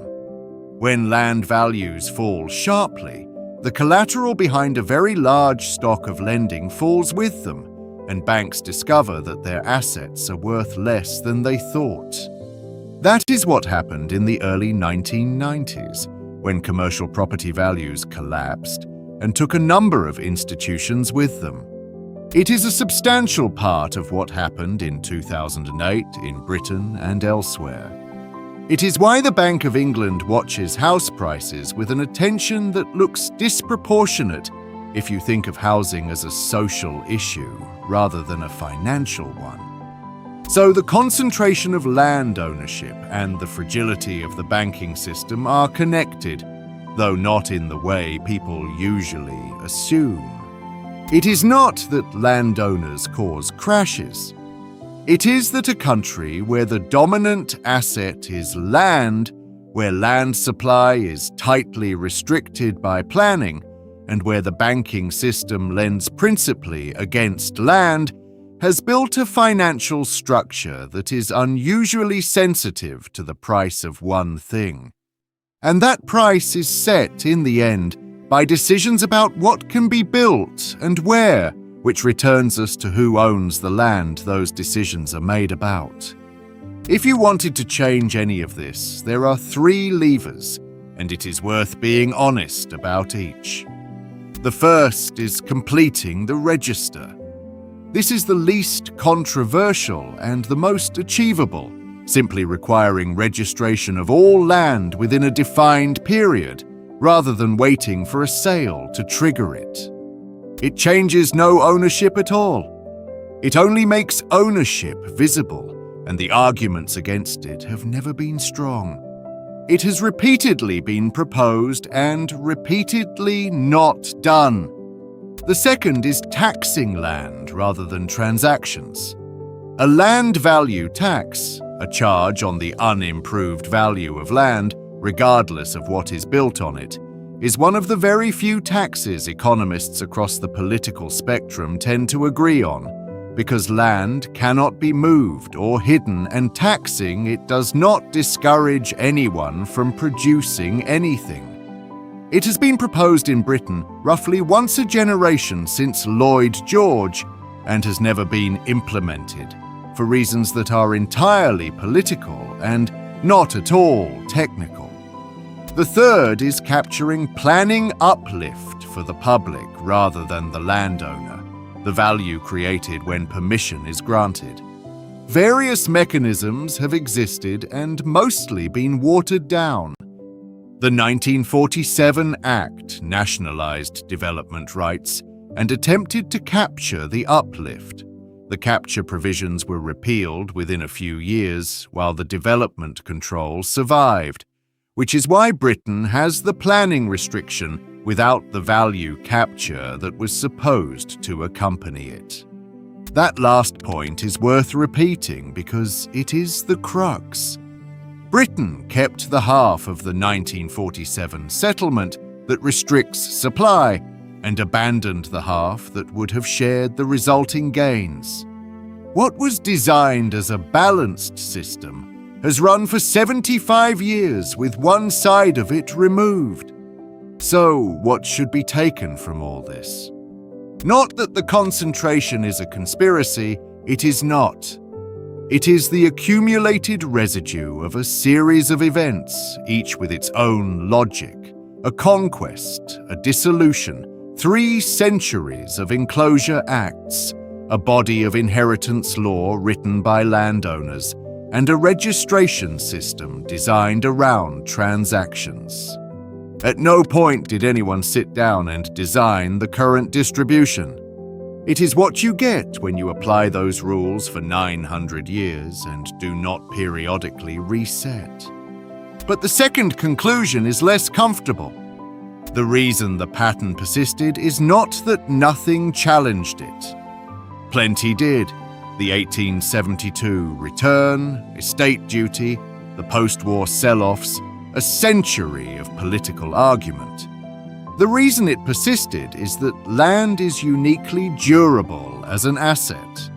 It cannot be moved, cannot be destroyed, does not depreciate, and does not require its owner to do anything competent in order to keep producing. A family that holds land through a period of urban growth becomes wealthy without a single decision.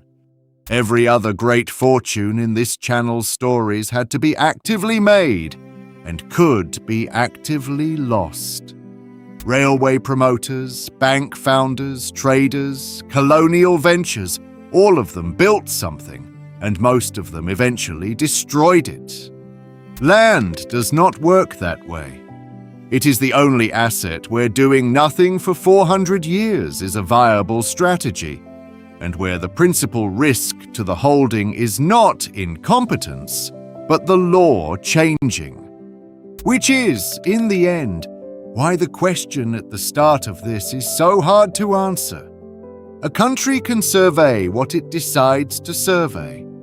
For most of the last 900 years, the people who would have had to authorize a full accounting of who owns Britain were the people who owned it. In the first week of September 66, the City of London ceased to exist as a physical object. 4/5 of the buildings inside the Roman walls burned. The cathedral burned. The Royal Exchange, the Customs House, the halls of 44 livery companies, the prisons, the gates, 87 parish churches, and something in the order of 13,000 houses burned.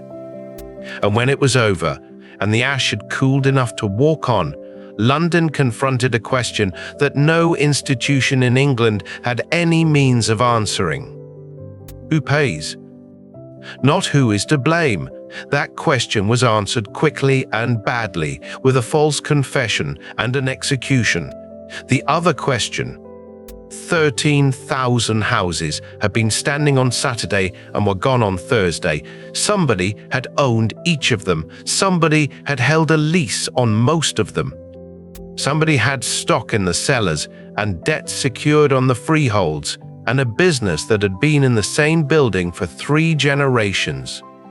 All of that had converted in 100 hours into a rectangle of hot rubble with a boundary nobody could locate. There was no mechanism for any of it. Not a bad mechanism, none. This is the story of what England built in the space where that mechanism should have been, and of how a catastrophe with no insurance produced, within 14 years, the first fire insurance company in the world, the first risk-based premium schedule, the first private fire brigades, and a way of thinking about property that the rest of the world eventually copied. It began in a baker's house on Pudding Lane in the small hours of Sunday the 2nd of September, in a summer so dry that the ponds had failed and the timber of the city had been baking for months. Thomas Bloodworth was the Lord Mayor of London and was woken and brought to look at it. The fire was, at that point, one house and a bit of a neighboring one. The remedy available in 1606 was demolition. Pull down the buildings in the fire's path, make a gap it cannot cross, and let it burn out against the space. Every parish kept the equipment for it: long fire hooks on poles, ladders, leather buckets, a hand-pumped engine of limited use. It is worth understanding what the city was made of, because the fire was not bad luck, so much as an actuarial certainty waiting for a dry August. Inside the walls, perhaps 80,000 people lived in a dense mass of timber-framed houses, many of them jettied, each upper story projecting out over the one below so that buildings facing each other across a lane could nearly touch at the top. The ground floors held shops and workshops. The cellars held whatever the trade required, which in a port city meant pitch, oil, spirits, and coal. None of this was a secret. Successive monarchs had issued proclamations requiring new building in brick and forbidding the projecting stories, and those proclamations had been comprehensively ignored because enforcement fell to the same parish and city authorities whose members were the landlords doing the building. A rule that costs money to obey and nothing to break is not a rule. It is a statement of preference. And the city had just come through the worst year in its history for an entirely different reason. The plague of 1665 had killed something approaching a fifth of London's population. The survivors had spent a year burying neighbors. When the fire came, it came to a place already exhausted, with a depleted population and a disrupted administration. Institutions rarely fail in isolation. The problem was legal rather than technical. Pulling down a house destroyed somebody's property, and the person who ordered it could be sued for the value. The authority to do it without that risk sat with the Lord Mayor, and the Lord Mayor did not want to use it. Samuel Pepys recorded what the Lord Mayor said, and it has followed the man for 3.5 centuries. Pish! A woman might piss it out. Bloodworth went back to bed. Within a few hours, the fire had reached the riverside warehouses, where the pitch and tar and oil and coal and brandy of a port city was stored, and after that, no quantity of demolition would have made any difference at all. Samuel Pepys was a senior administrator of the Navy, and the reason we know as much as we do is that he spent the week walking around, writing down what he saw and using his position to get things done. It was Pepys who went by boat to Whitehall to tell the king that nothing would serve but pulling houses down, and who came back with the royal authority to do it. By then, the wind was doing the arithmetic. The fire burned for 4 days, driven west and north by a strong easterly jumping streets following the ground. It stopped where the buildings ran out and where, finally, the demolitions got ahead of it. And because the wind dropped, which is the part no institution can claim credit for, 6 deaths were recorded in the official count. That figure has never been believed by anybody who has looked at it closely. A poor person burned in a collapsing tenement generated no record, and the temperatures involved in the warehouse districts left very little to find. The honest position is that nobody knows, and that the low official number tells you more about the record-keeping of 66 than about the fire. The question of blame was settled with indecent speed and no evidence at all. A French watchmaker named Robert Hubert, picked up in the aftermath, confessed to having started the fire deliberately. His account was incoherent and changed repeatedly. He described a building he could not have reached and a method that did not match the site. It later emerged that he had not even been in the country when the fire began. He was hanged at Tyburn in October, and the parliamentary inquiry that followed concluded that the fire had been an accident. That verdict did not survive politics. 15 years later, at the height of the anti-Catholic panic, an inscription was added to the monument, blaming the fire on what it called the Popish frenzy which wrought such horrors, and it stayed carved into the stone for a century and a half before it was finally cut away in 1830. A city that knew perfectly well its fire had begun in a bakery in a drought spent 6 generations telling itself otherwise in public. It is worth naming that pattern because it recurs in every disaster this channel covers. The financial reckoning and the political reckoning run on separate tracks and at different speeds. The political one is fast, cheap, and satisfying, and it produces a culprit. The financial one is slow, expensive, and produces institutions. Only the second one ever prevents a repeat. Something in the order of 13,000 houses were destroyed, along with the halls of the great trading companies and the commercial heart of the kingdom. 87 parish churches went with them, and Old St. Paul's, where the lead of the roof ran down the streets in a stream and the stone exploded in the heat. Roughly 4/5 of the people inside the walls lost their homes. They went out into the fields of Moorfields and Islington and camped there, tens of thousands of them, in the tents and shelters that the king ordered brought out from the naval stores. A population the size of a large provincial city, sitting in a field outside the wall of the one they had left. Now the question that nobody in London could answer. The losses were put at around £10 million. It is worth understanding how large that number was rather than simply reading it. The city corporation's ordinary annual income was in the low tens of thousands. The Crown's entire yearly revenue, in a good year and with taxes voted, was of the order of 1 to 2 million. So, the fire destroyed, in 4 days, something between 5 and 10 times the annual income of the entire English state. And it destroyed it in a specific and awkward way. This was not a war loss where the state pays because the state fought. It was not a harvest failure where the loss is spread across everyone as higher prices. It was 13,000 separate private catastrophes, each one total, each one landing on a particular family with no relationship to their prudence, their trade, or their means. The instruments that existed could not touch it. Marine insurance was already a mature business in London. Merchants had been underwriting voyages for generations at Lloyd's Coffee House shortly afterwards and in the Royal Exchange before that. But marine insurance covered a defined venture for a defined period on a moving object, and its whole logic rested on the fact that ships sank one at a time, independently, in different oceans.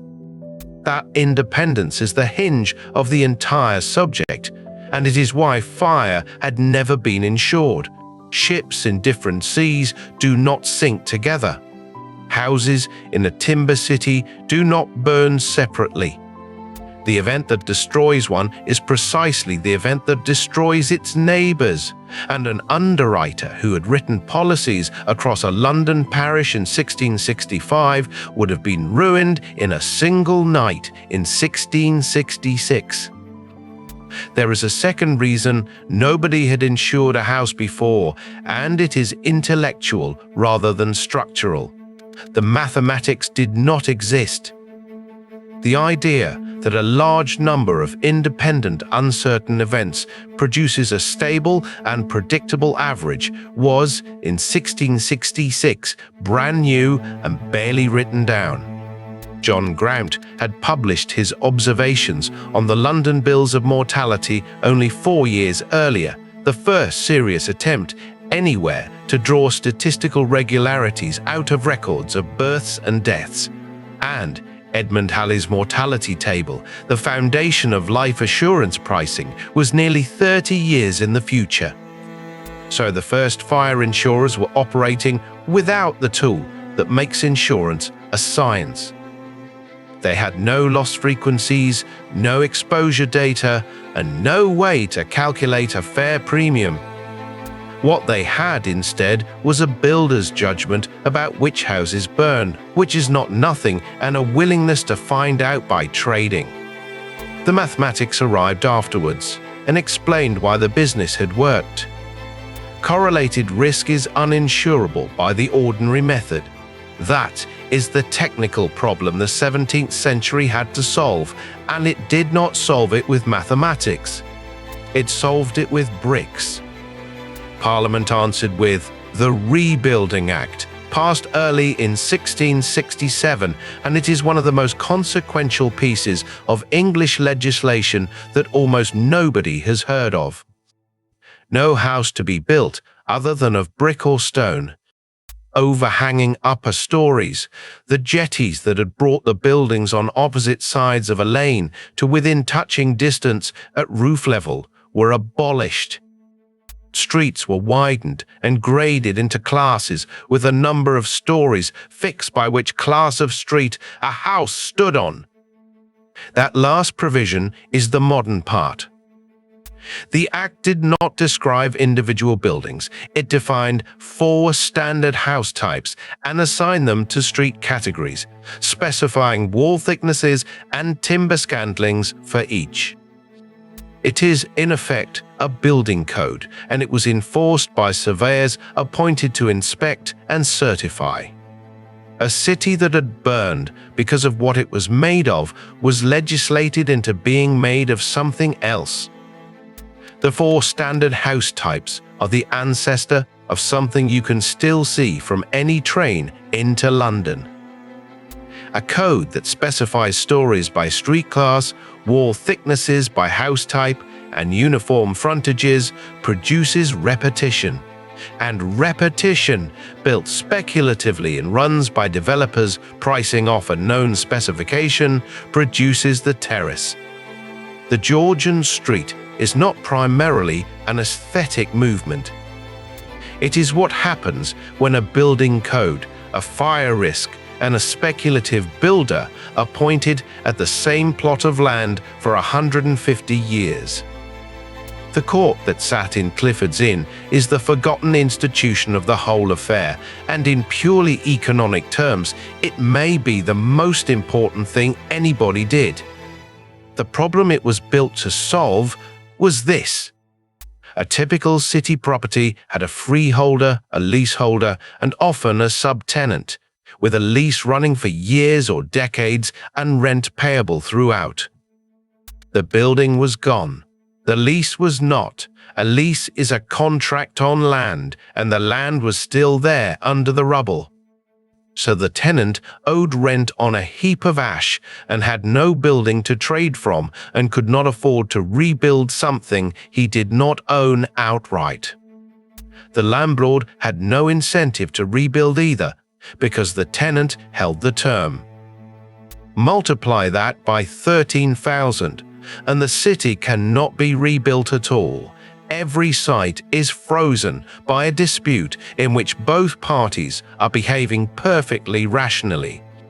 The fire court was created to break every one of those deadlocks, and it was given an extraordinary instruction to do justice between the parties as it saw fit, without regard to the strict letter of the contracts. Judges of the senior courts sat without fees. They heard cases in days rather than years. They apportioned the cost of rebuilding between landlord and tenant, extended or shortened leases as compensation, abated rents, and issued a decree that bound everybody. It worked because it was fast and because it was final. A system that had produced perfectly correct answers 3 years later would have produced a permanently empty city.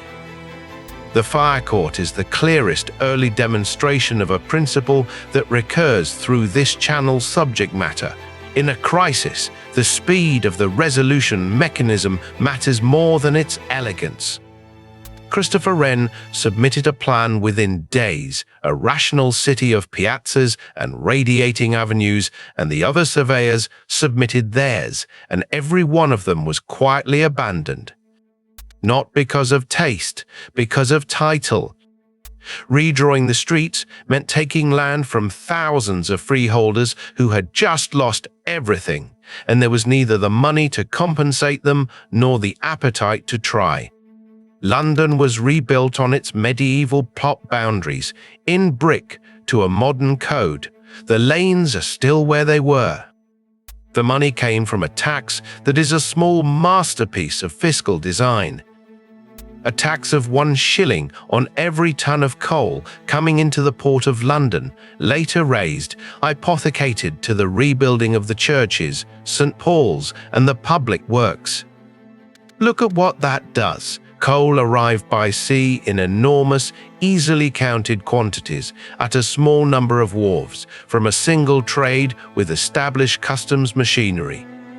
It was almost impossible to evade and cheat to collect. It fell on consumption within London itself, so the people paying were the people benefiting. And it was invisible in the way an efficient tax generally is, a fraction of a penny on the price of a household's winter fuel, paid a shovelful at a time over decades until the cathedral was finished. The duty paid for more than the cathedral. Of the 87 parish churches lost, 51 were rebuilt under Wren's office, each one a separate commission on a cramped medieval plot, which is why the city churches are such a catalogue of ingenious solutions to awkward corners. It paid for the quays and the widening of streets, and it paid for the monument itself, the fluted Doric column that Wren and Robert Hooke put up near the northern end of London Bridge, 202 feet high, standing at what was said to be exactly 202 feet from the house in Pudding Lane where it started.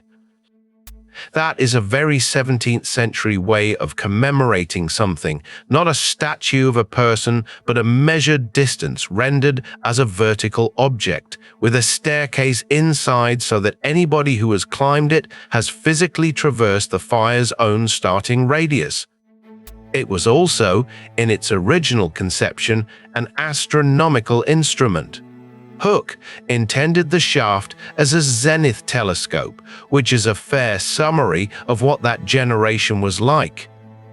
St. Paul's was, in a real sense, built by everybody in London who ever bought a sack of coal. That is public finance of a quality the 18th century would struggle to match. Which brings us to the man who turned the problem into a product. Nicholas Barban was a physician who never practiced, the son of a fifth monarchist preacher with one of the most memorable names in English history, and by temperament the purest speculative developer this country has produced. He bought burned land and land beyond the walls. He built on it fast and cheaply, and he fought a long war with the Inns of Court and with anybody else who objected to what he was doing to their gardens. He was sued constantly. He was, by every contemporary account, entirely unbothered by it. He also wrote economics, and the writing is what makes him interesting rather than merely energetic. His pamphlets argue that consumption and desire drive wealth, that a nation grows rich by trade and building rather than by hoarding, and that credit multiplies the useful capacity of money. He was arguing this in the 1670s and 1680s, which puts him a very long way in front of the general opinion of his time. Around 1680, he opened an office to insure houses against fire, and it is generally recognized as the first of its kind anywhere. It is usually called the Fire Office. He was characteristically in it for the money. A builder who insured houses was a builder with a second income stream from the same customers, and after a fire, he was well placed to win the rebuilding work. But look at the structure of what he sold, because it is genuinely new. The policy was written on the house rather than on the person. It ran for a term of years, and it was priced by the annual rental value of the property, which was a workable proxy for what the building was worth and what it would cost to replace. The customer paid a premium at the start, and in the mutual versions that followed, could be called on for more if the losses of the year exceeded the fund. And then the crucial move. A brick house was charged half the rate of a timber one. That is the sentence that matters. Not a flat rate for all houses, and not a rate haggled case by case, but a published schedule in which a physical property of the building changed the price. It is risk-based pricing, and it appears here in a London still visibly scorched, decades before anybody had the mathematics to justify it. The early offices also did something that modern insurers do not, and it tells you where the idea came from. Rather than paying a sum of money, they could undertake to rebuild the house. That is insurance in kind, and for a proprietor who was already the largest speculative builder in London, it was an efficient promise to make. He was settling claims with his own labour, his own bricks, and his own margin. It also solved a problem the customer had, which was that a cash payment after a fire buys building work in a market where every one of your neighbours is trying to buy building work on the same morning. The city corporation noticed the profits and tried to take the business municipally. In the early 1680s, it proposed its own fire insurance scheme, run by the city for the benefit of the city, and Barban fought it, publicly, aggressively, and successfully, cutting his rates and pointing out that a corporation which had recently proved unable to organize a fire was an odd choice of underwriter. It is the first argument in England about whether catastrophe cover should be a public utility or a private trade, and it happened within 4 years of the industry existing at all. The effect of that price differential is the thing worth carrying away from this whole story. It made safety cheaper. A man deciding how to build now faced a permanent annual saving for choosing brick, on top of a statutory requirement to do so. The insurance industry and the building code were pushing in the same direction, and one of them was pushing with money every single year, which is the more reliable of the two.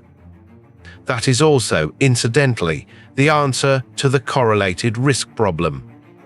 Fire insurance became possible in London because London stopped being the kind of city where one fire takes a whole ward. The product did not defeat the correlation. The Rebuilding Act did, and the product then priced what was left and then paid people to reduce it further. The fire marks are the part everybody remembers, and they are usually explained wrongly. An insured house carried a metal plate on its front wall bearing the badge of the company and, often, the policy number. The standard telling is that the company brigades would arrive at a fire, look for the mark, and ride away if it belonged to a competitor, leaving the house to burn. It is a wonderful story about the cruelty of private provision, and it is largely a myth. The marks did serve identification, and there was certainly rivalry, and there are recorded instances of brigades behaving badly. But the companies worked out very quickly that a fire in an uninsured house becomes a fire in an insured one within about 20 minutes, because fire does not read policy numbers. Within a few decades, the offices were paying each other for attendance at one another's fires, sharing engines, and eventually operating jointly. The brigades themselves were a real institution, and a genuinely strange one. The insurance companies employed watermen as firemen, chosen because they were strong, used to working with ropes and pumps, and available between tides, dressed them in company livery, and kept engines at company stations. For roughly 180 years, the fire service of the largest city in the world was a byproduct of the insurance market. Nobody designed that. It emerged because the party with the financial interest in a building not burning was the party willing to pay for the equipment. The Sun Fire Office opened in 1710 and became the largest of them, and the model spread outward from London through the 18th century to Bristol and Edinburgh, and then across the Atlantic, where a Philadelphia Mutual founded on the London pattern in 1752 still exists today.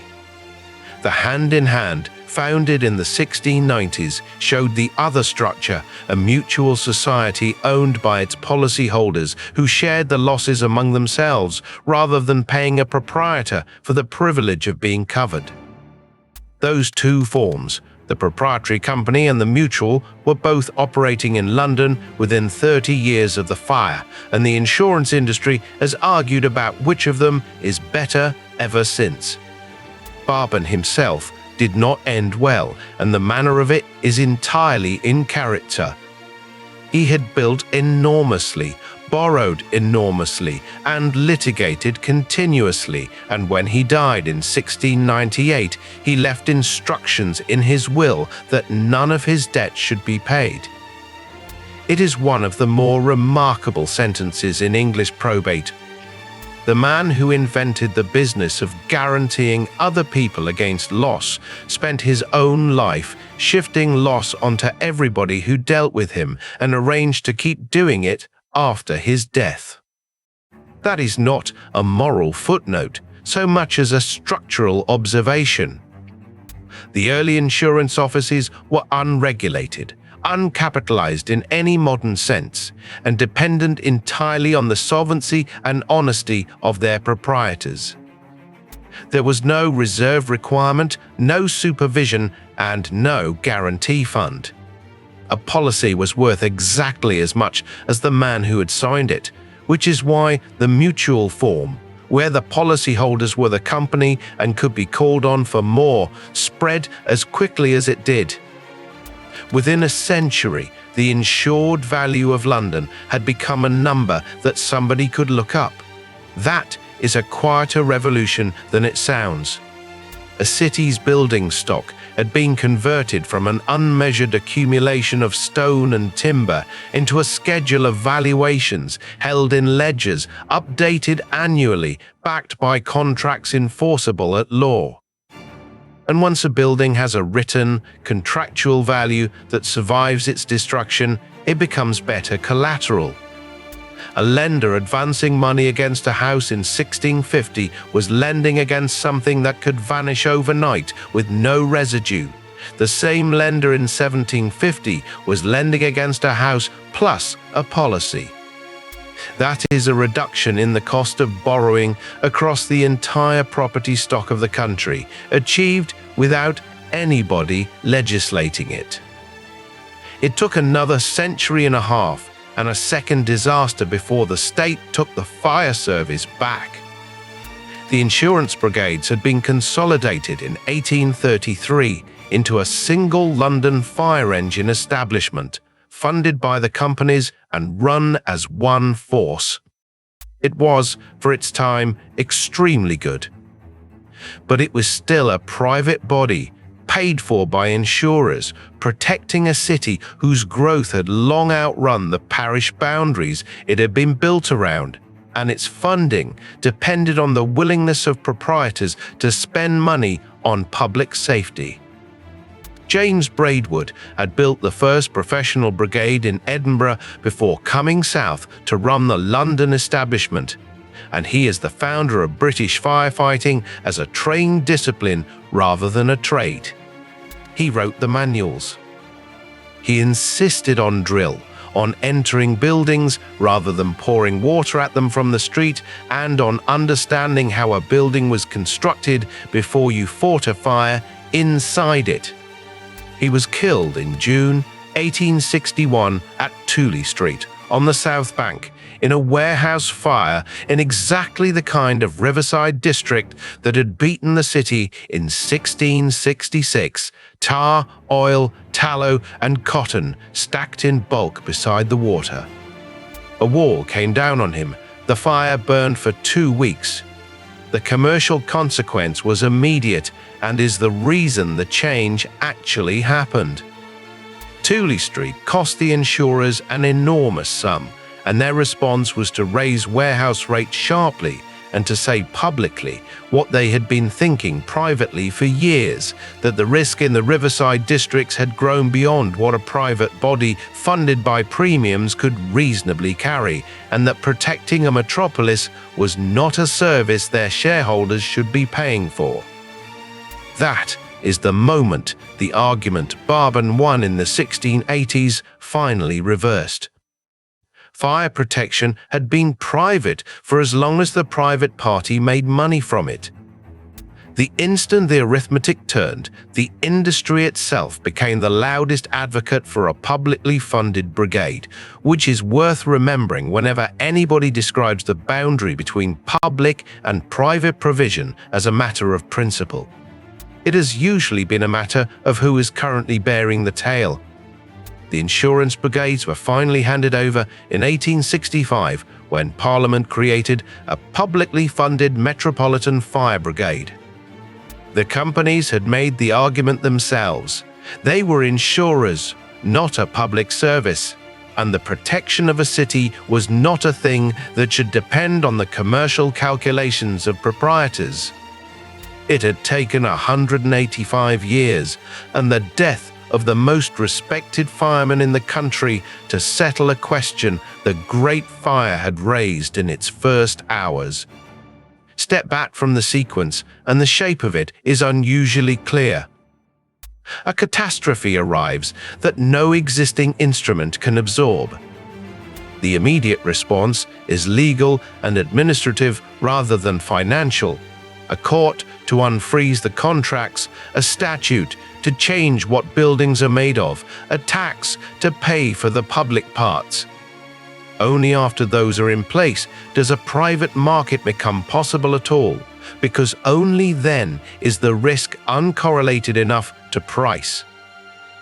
Then the market does the thing. Markets do well. It turns a physical property of a building into a price, and the price does more to change behavior than the statute did, because the price is paid annually and the statute is only enforced once. And finally, after the market has run the resulting service for the better part of 2 centuries, the service is recognized as a public good and taken into public hands. None of it was planned. There was no committee in '67 that set out to build an insurance industry.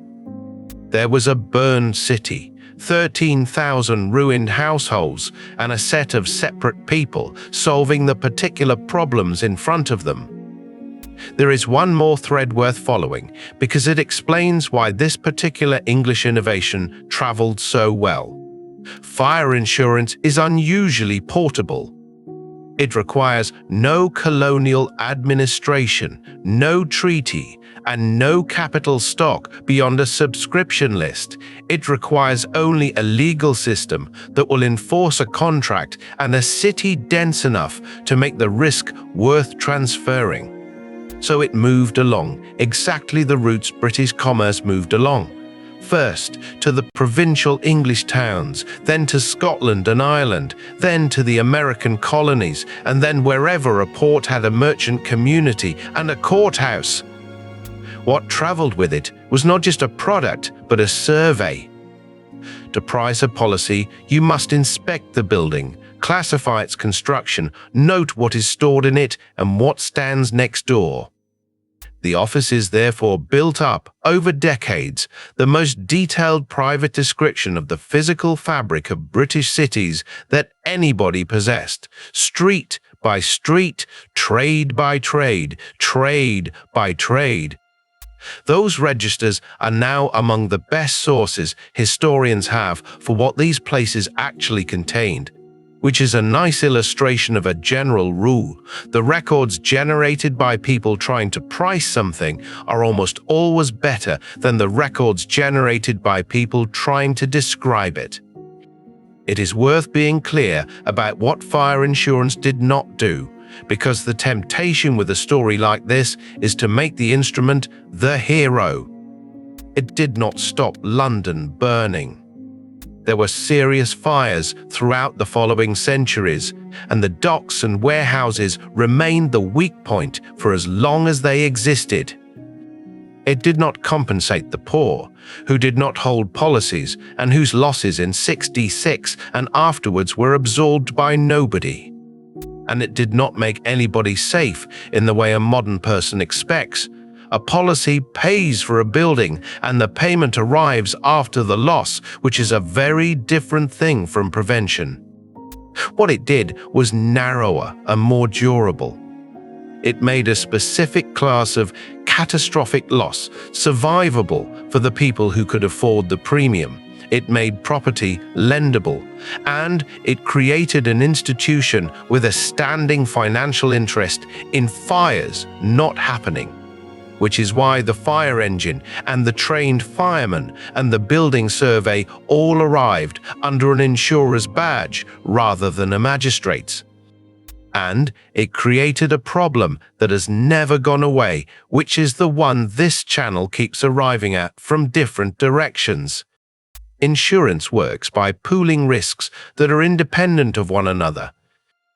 The moment the risks stop being independent, because the houses are all in one street, or the mortgages are all on one kind of borrower, or the counterparties are all insuring each other, the pool stops being a pool and becomes a single bet with a lot of signatures on it. London solved that in 1667 by physically changing the buildings, which is the only genuinely reliable method, reduce the correlation in the world rather than in the model. Every subsequent generation has been tempted to solve it in the model instead, and the results have been consistent. The last thing to say is about the shilling on the coal.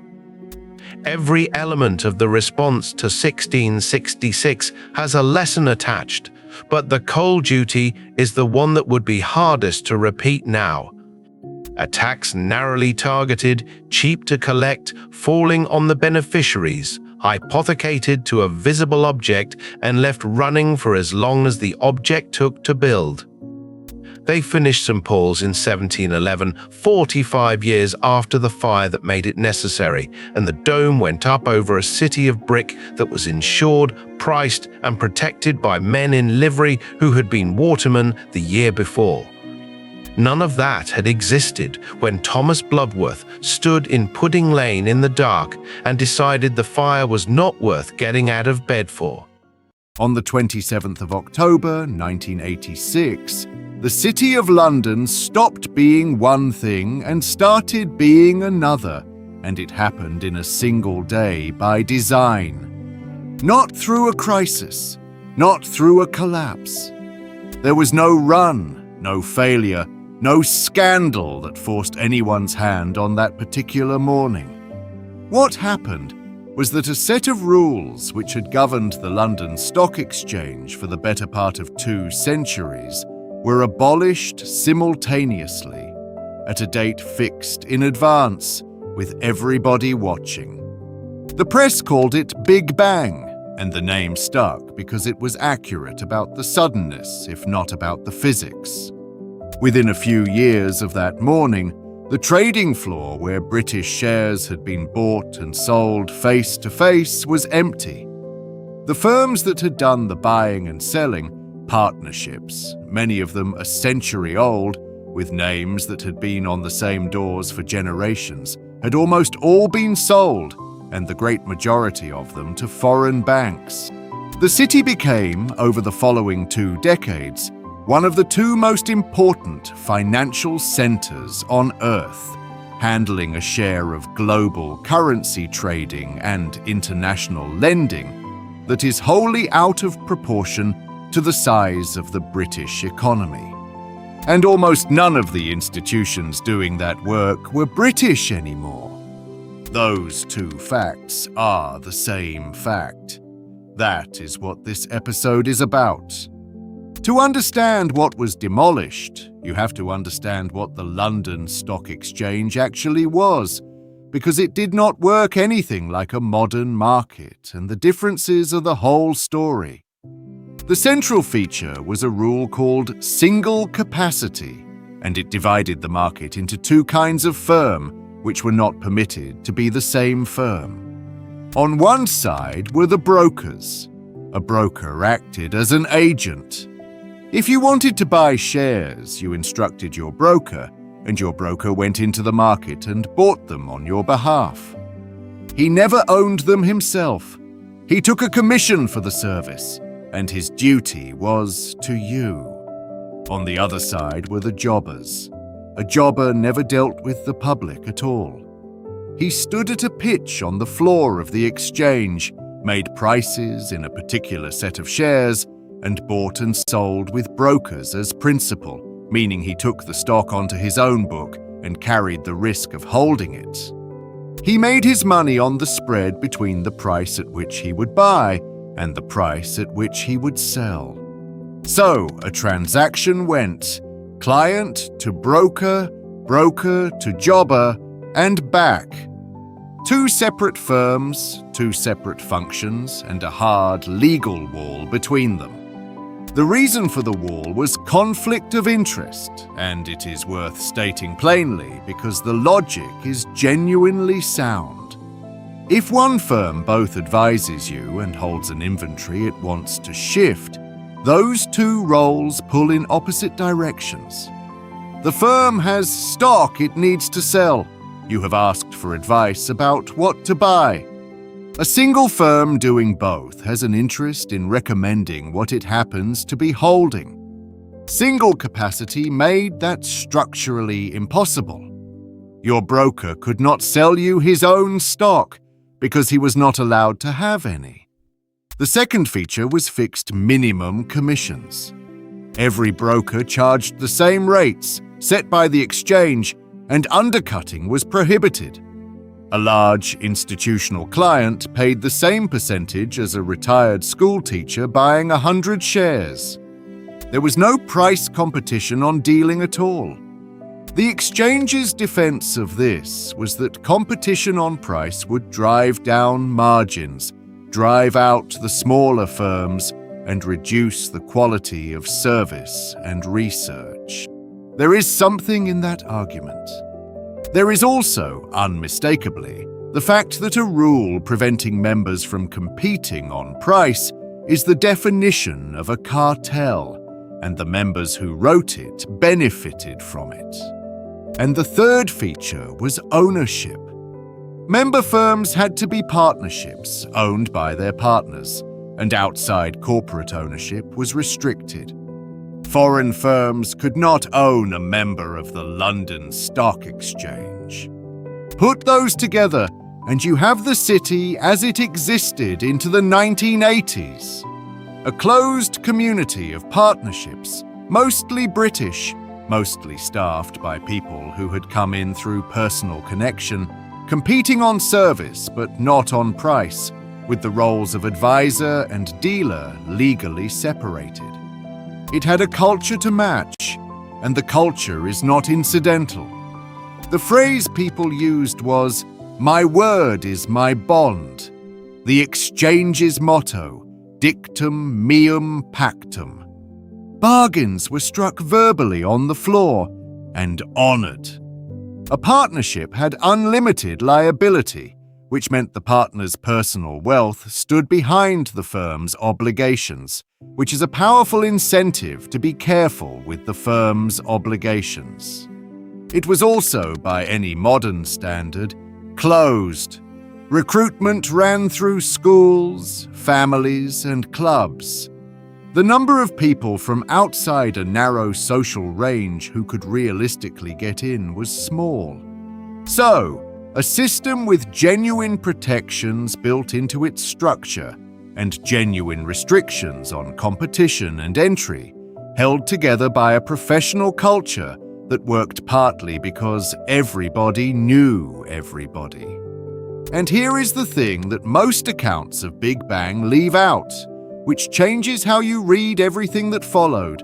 London was already winning in a different market that the stock exchange had nothing to do with. Through the 1960s, a market had grown up in London in dollars.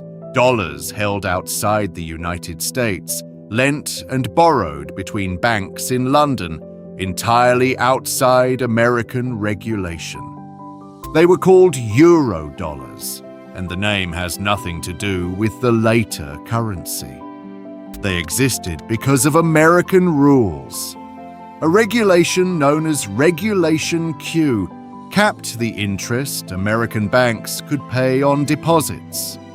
Other measures taxed or discouraged foreign borrowing in New York. Soviet bloc institutions, for obvious reasons, preferred not to hold their dollar balances in American banks.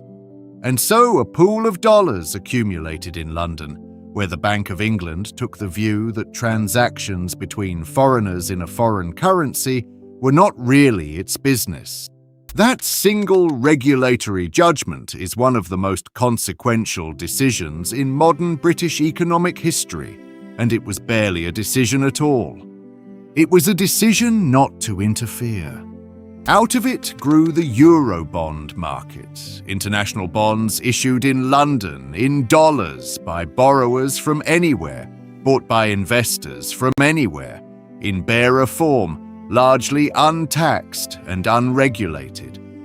The first is usually dated to 1963. Within 2 decades, it was enormous. And crucially, that market was not run by the stock exchange and was not subject to its rules. It was conducted by merchant banks and by the London arms of foreign institutions, competitively, without fixed commissions or single capacity, because none of those rules applied. So by the early 1980s, London contained 2 financial cities occupying the same square mile. One was the domestic equity market, the stock exchange, single capacity, fixed commissions, British partnerships, a physical floor, and rules essentially unchanged in living memory. The other was the international market, dollar-denominated, dominated increasingly by American banks, competitive, lightly regulated, and growing very fast. The people working in the second one could see what the first one was worth. Foreign banks already in London for the Eurobond business wanted access to British equities and were prevented by the ownership rule. Which means Big Bang was not the arrival of international finance in London. International finance was already there and had been for 20 years. Big Bang was the moment the domestic market's wall came down and the 2 cities merged, with the larger, better capitalized, more aggressive one absorbing the smaller. Now, why did it end? Part of the answer is that it had already happened somewhere else, and London had watched. On the 1st of May 1975, remembered in the American industry as May Day, the New York Stock Exchange abolished fixed commissions. The Securities and Exchange Commission had required it, after years of argument in which the American exchange had deployed exactly the arguments London would later deploy, that competition would destroy research, harm small investors, and reduce the quality of the market. What happened was roughly what the critics predicted, and roughly what the reformers predicted at the same time. Commission rates fell sharply, particularly for institutional clients with the size to negotiate. Firms that had lived on protected margins found they could not, and there was a wave of failures and mergers. The number of member firms fell, and the survivors got very much bigger. Freed from a fixed price, the winners competed on scale, on the capacity to take large orders, to commit their own capital, to do research that clients would pay for indirectly. Discount brokerage appeared as a category which had simply not existed before, and eventually became an enormous business serving ordinary investors at a fraction of the old cost. By 1983, then, London had 11 years of evidence about what abolishing fixed commissions does. It squeezes out the small and the comfortable, rewards capital, and lowers costs for the client, which meant nobody involved in the British decision could claim afterwards to have been surprised. The consolidation, the foreign buying, the shift toward firms with big balance sheets, all of it had a recent precedent that everyone in the city had studied. The immediate cause was legal, and it is one of the more remarkable pieces of British political history because the government essentially conducted a negotiation with a defendant it was prosecuting. In the 1970s, the Restrictive Trade Practices Act was extended to cover services, and the Office of Fair Trading began examining the London Stock Exchange's rulebook. In 1979, the Director General of Fair Trading referred it to the Restrictive Practices Court. The case was, on the face of it, straightforward. The rulebook contained fixed minimum commissions. Fixed minimum prices agreed among competitors are the textbook restrictive practice. The exchange's argument would have to be that the restriction was in the public interest, which is a demanding standard. Most observers expected the exchange to lose, and losing would have meant the court striking down the rules in a manner and on a timetable the exchange did not control. The case dragged. It was enormous, slow, and expensive, and by 1983 it had been running for years with no end in sight. And then, in July 1983, the Secretary of State for Trade and Industry, Cecil Parkinson, reached an agreement with the chairman of the Stock Exchange, Sir Nicholas Goodison. The terms were these: the government would legislate to remove the stock exchange from the jurisdiction of the Restrictive Practices Court, abandoning the case.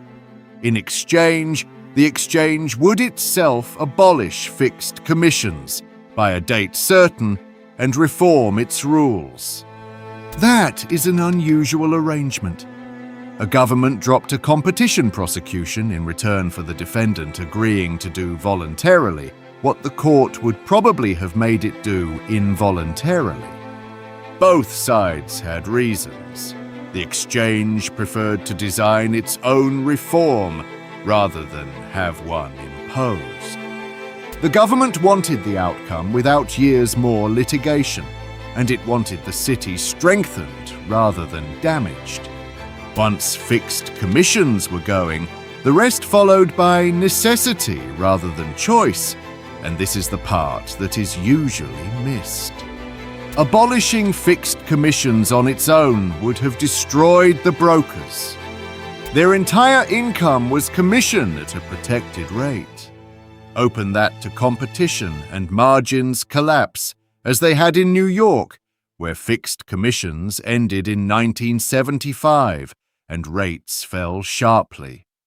A broking firm surviving on thin commissions needs another source of income. The obvious one is dealing as principal, taking positions, making markets, earning the spread. But that was jobbing, and single capacity forbade it. So single capacity had to go too. And once firms were doing both broking and jobbing, they needed capital, a great deal more capital than a partnership of a few dozen people could provide, because carrying an inventory of stock requires a balance sheet. Which meant the ownership restrictions had to go as well, so that firms could be bought by or merge with institutions large enough to fund them. Each change forced the next.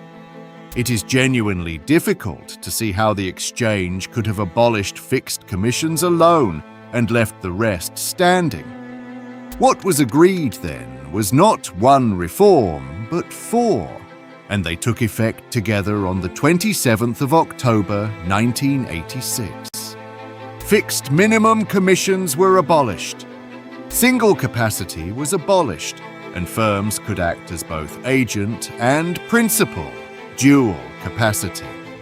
Outside ownership of member firms was permitted, including foreign ownership, and trading moved from the physical floor to screens through a system called CQ, on which market makers displayed their prices electronically. The floor did not close by decree. It simply became pointless. If the prices are on a screen on your desk, there is no reason to walk to a building and shout. Within months, the floor was quiet, and within a few years it was finished as a place where equities were traded. It is worth spending a moment on the floor itself, because it disappeared so completely that people under 50 have no picture of it, and the way it worked explains why it could not survive. The trading floor of the London Stock Exchange was a large open room with pitches around it, physical stations where jobbers in particular sectors stood. Gilts here, oils there, banks somewhere else. Jobbers wore coloured jackets identifying their firm. A broker with an order to fill would walk the floor.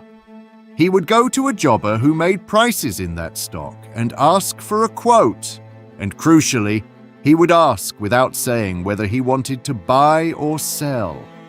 That convention is the whole mechanism. The jobber had to quote two prices, a bid and an offer, without knowing which side the broker wanted. If he shaded his quote to protect himself against a seller, he made himself vulnerable to a buyer. So he had to quote honestly in both directions to somebody whose intentions he could not see. The broker would then walk to another jobber and ask the same question, and a third. Then he would deal at the best price he had found. That is competition, conducted on foot in a room without any technology at all. The spread was policed by the fact that a jobber quoting badly would simply lose the business to the man 20 feet away. It also had obvious limits. It required physical presence. You had to be in the room. It meant the price you got depended partly on how many pitches your broker could be bothered to visit. And it could not scale beyond the number of people who fitted on the floor. Screens ended it, and the ending was not gradual. The system that replaced it was CQ, the Stock Exchange Automated Quotations System. Market makers entered their bid and offer prices into a computer, and those prices appeared on terminals on every subscriber's desk. Any broker anywhere could see every market maker's price in a stock at a glance, instantly, and ring the best one. Compare that to walking the floor. The screen did in a second what a good broker did in several minutes, did it more completely, and did it from an office in Edinburgh as easily as from the room itself. The floor was not abolished. It was simply outcompeted by a monitor, and it emptied within months of Big Bang as traders realized there was no longer any reason to be there. The exchange formally ended floor trading in equities not long after. There is a small loss buried in that which is worth naming. On the floor, everyone could see who was buying and how heavily, not the client's name, but the shape of the activity. A jobber knew when something unusual was happening because he could see it in the room. Screens removed that. The market became more efficient and less legible at the same time. What happened next happened very fast, and it had been entirely foreseeable. The moment outside ownership was permitted, the London firms were bought. They were, by international standards, small. A London broking partnership might have had capital in the low tens of millions. The American and continental banks that wanted a London presence had balance sheets orders of magnitude larger, and they wanted in because London sat in the time zone between Asia and America, spoke English, had a permissive regulatory environment, and had just removed the rule preventing foreign ownership. The buying began before Big Bang Day itself in anticipation. British clearing banks moved first. Barclays assembled the broker de Zoete and Bevan with the jobber Wed Durlacher to create BZW. National Westminster built County Nat West. Others followed. Then the foreign banks arrived properly, and over the following 15 years, the roll call of what was sold reads like a list of British financial history. S.G. Warburg, the most respected merchant bank in London, was acquired by Swiss Bank Corporation, which became part of UBS. Morgan Grenfell went to Deutsche Bank. Kleinwort Benson went to Dresdner. Schroders sold its investment banking arm to Citigroup. Barings collapsed in 1995 for reasons that were its own and was bought for £1 by ING. Smith New Court went to Merrill Lynch. Horgavet ended up inside ABN AMRO. By the early 2000s, there was essentially no British-owned investment bank of international scale. The firms were still in London, often in the same buildings, employing many of the same people. They were owned in Zurich, Frankfurt, New York, and Amsterdam. The commentator's phrase for this was Wimbledonization. Britain hosts the world's most prestigious tournament and has not won the men's title in decades. A world-class venue, foreign winners. Whether that matters is a real question, and the answer is not obvious. The case that it does not. The jobs stayed. The tax revenue stayed. The city generates a substantial share of British tax receipts. The expertise stayed and grew. London became a bigger financial centre after Big Bang than it had ever been before, handling far more business than a British-owned city ever could have, because British capital alone was never going to be enough to fund it. The case that it does.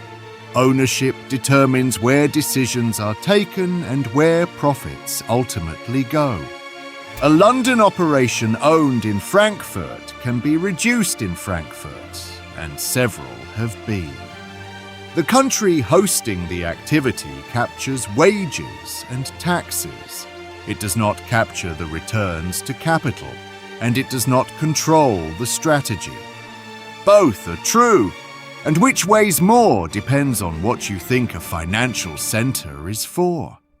It is worth asking what happened to the people, because a market structure is also several thousand careers, and the outcomes divided sharply. The jobbers were the clearest losers as a category.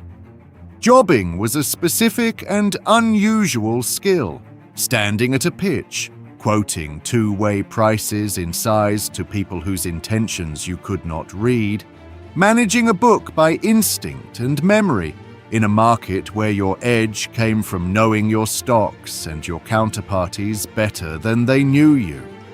Almost none of that transferred. The screen-based market maker does a related job with different tools, and the firms doing it wanted people who could handle scale, capital, and technology. A number of jobbers made the transition. Many did not, and the ones who did not were often men in their 40s and 50s with a highly specialized skill that had just stopped existing. The brokers split. Those in research and client relationships largely did fine. The new firms needed analysts and salespeople, and needed more of them than before. Those whose value had been execution at a fixed rate found that the fixed rate was what they had been selling. And the partners of the firms that sold did extremely well. A partnership with a few dozen partners and a national franchise sold to a bank that wanted London access, produced payments that, in several cases, were life-changing. The generation that owned the firms at the moment of the rule change captured the value created by the rule change. That is a familiar pattern in this channel's stories. When a protected structure is dismantled, the people holding the assets at the moment of dismantlement realize the gain, and the people whose skill was specific to the old structure absorb the loss. Salaries at the top rose enormously and quickly. The phrase that entered the language around this time was the Big Bang bonus, and the culture shift it described was real, from a profession where a partner's wealth accumulated slowly and was tied to the firm's long-term standing, to one where an individual's annual number determined an annual payment. The cultural change was as large as the structural one, and it arrived faster than anyone expected. Partnerships became subsidiaries. Unlimited personal liability became limited liability, which changed the relationship between a decision and its consequences fundamentally. A partner who loses the firm's money loses his house, and an employee who loses the bank's money loses his job. Pay rose enormously and changed shape, from partnership profits shared over years to bonuses paid annually against performance measured over months. A remuneration structure that pays on annual results encourages positions that look good annually, which is not the same as positions that are sound. Recruitment opened up, which was a genuine and considerable good. The old city ran on connection. The new one, whatever else can be said about it, hired people who could do the work. A great many people entered a profession that had previously been closed to them. And the conflicts that single capacity had been designed to prevent came back, exactly as predicted, because dual capacity reintroduced them by definition. The answer was the Chinese Wall, internal separation between the advisory and trading sides of the same firm, policed by the firm itself. That is a weaker protection than a law making the arrangement impossible. It depends on the institution's willingness to enforce a rule against its own commercial interest. There is a second protection that went, and it is discussed even less than single capacity. The old firms were partnerships with unlimited liability. If the firm could not meet its obligations, the partner's own money answered for it. Houses, savings, everything. That is a crude instrument, and it had real costs. It kept firms small, because no sane person accepts unlimited exposure to the decisions of hundreds of colleagues. It made them conservative in ways that sometimes meant timid. It also meant that the people making the decisions carried the consequences personally and permanently. A partner considering a risky position was not weighing a bonus against a bad quarter. He was weighing it against his family's security. When the partnerships were absorbed into limited companies, that vanished. The employee of a bank who loses a great deal of money loses his job and possibly his industry. He does not lose his house.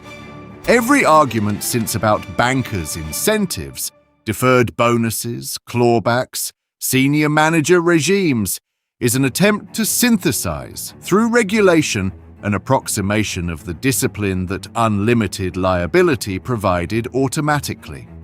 None of the substitutes has worked as reliably, because none of them is as simple or as personal. Which brings us to the regulatory half of the story, because Big Bang did not happen in isolation.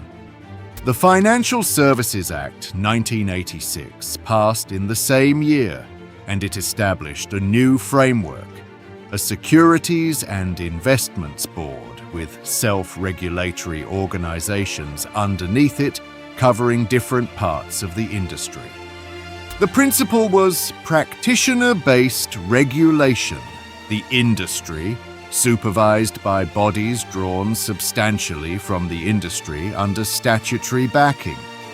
The logic was that markets move faster than legislation, and that practitioners understand their business better than officials do. There is something to that.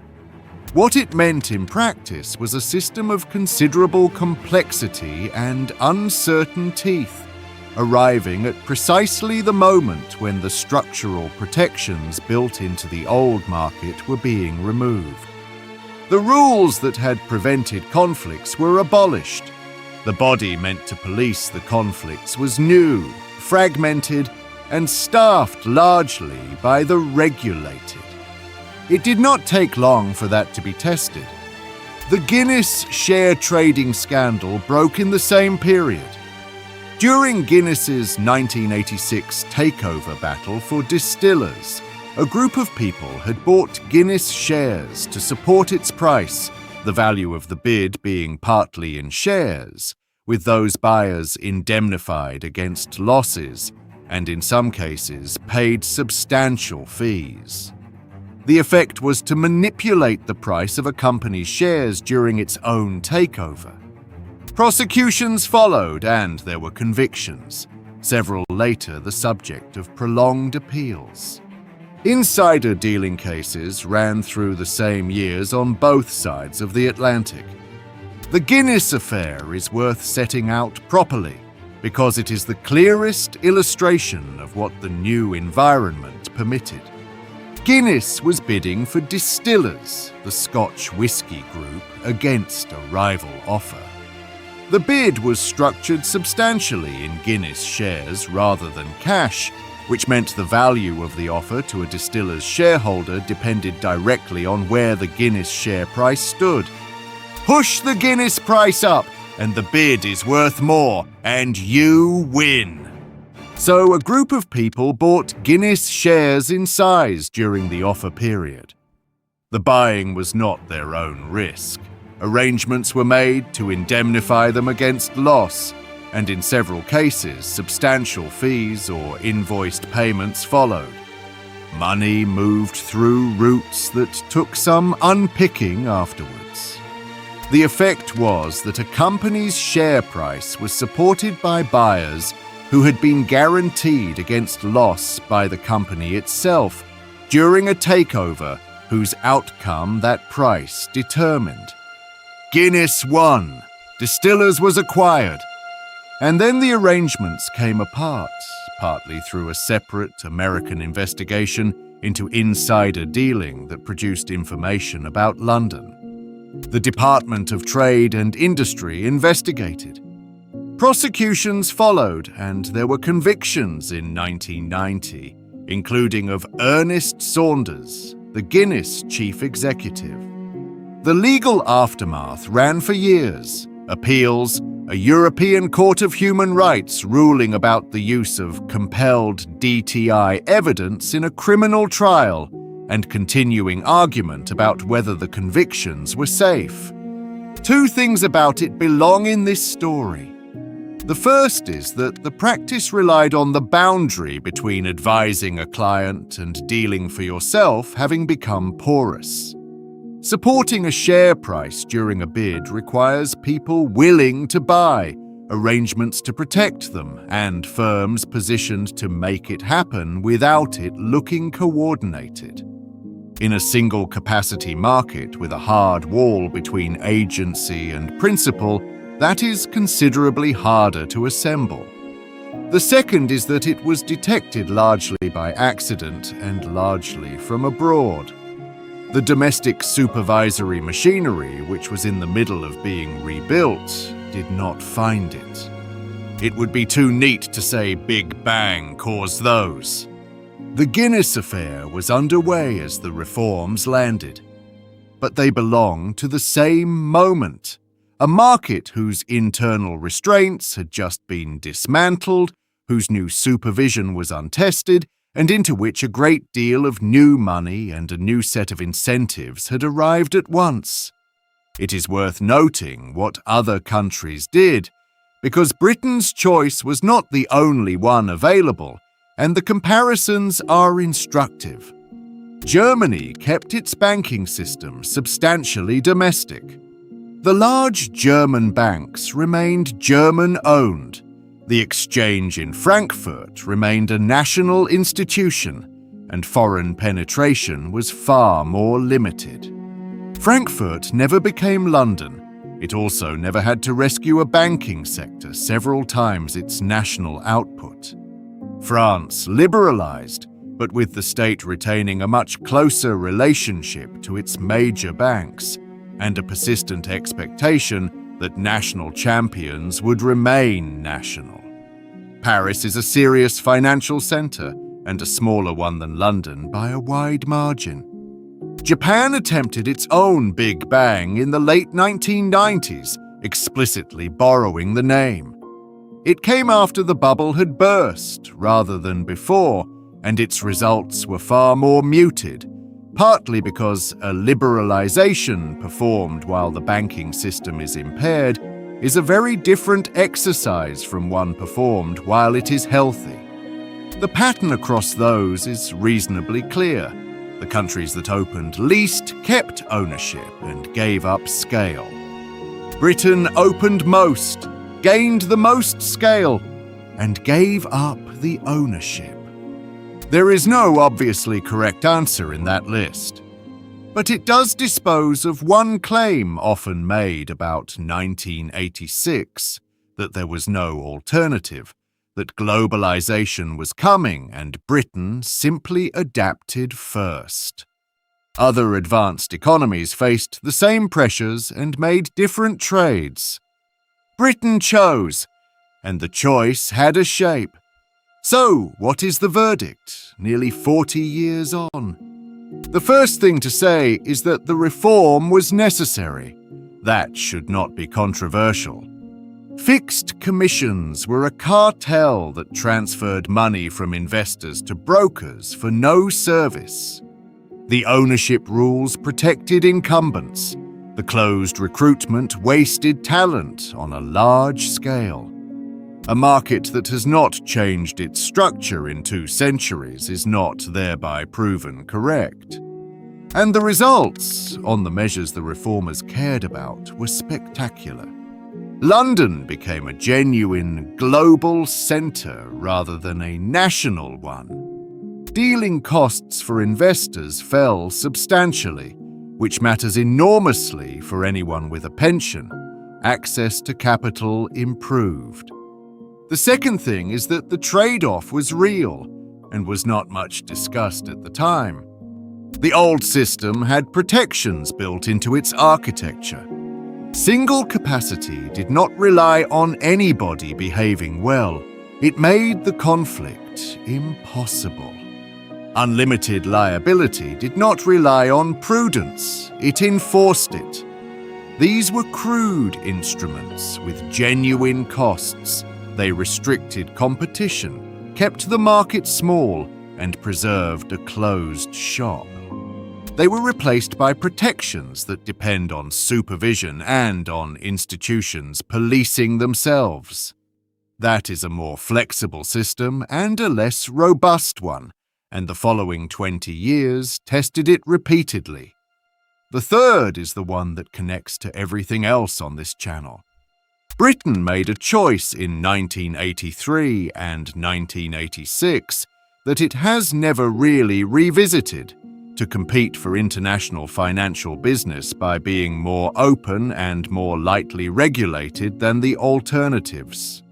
That choice worked.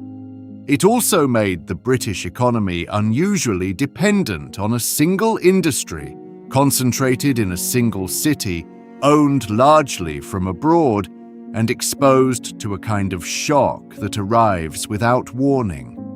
When that shock came in 2008, the British state had to support a banking system whose scale relative to the national economy was among the largest in the developed world. The bill was enormous, and it fell on a country that had captured the wages and the taxes of the boom, but not the ownership of it.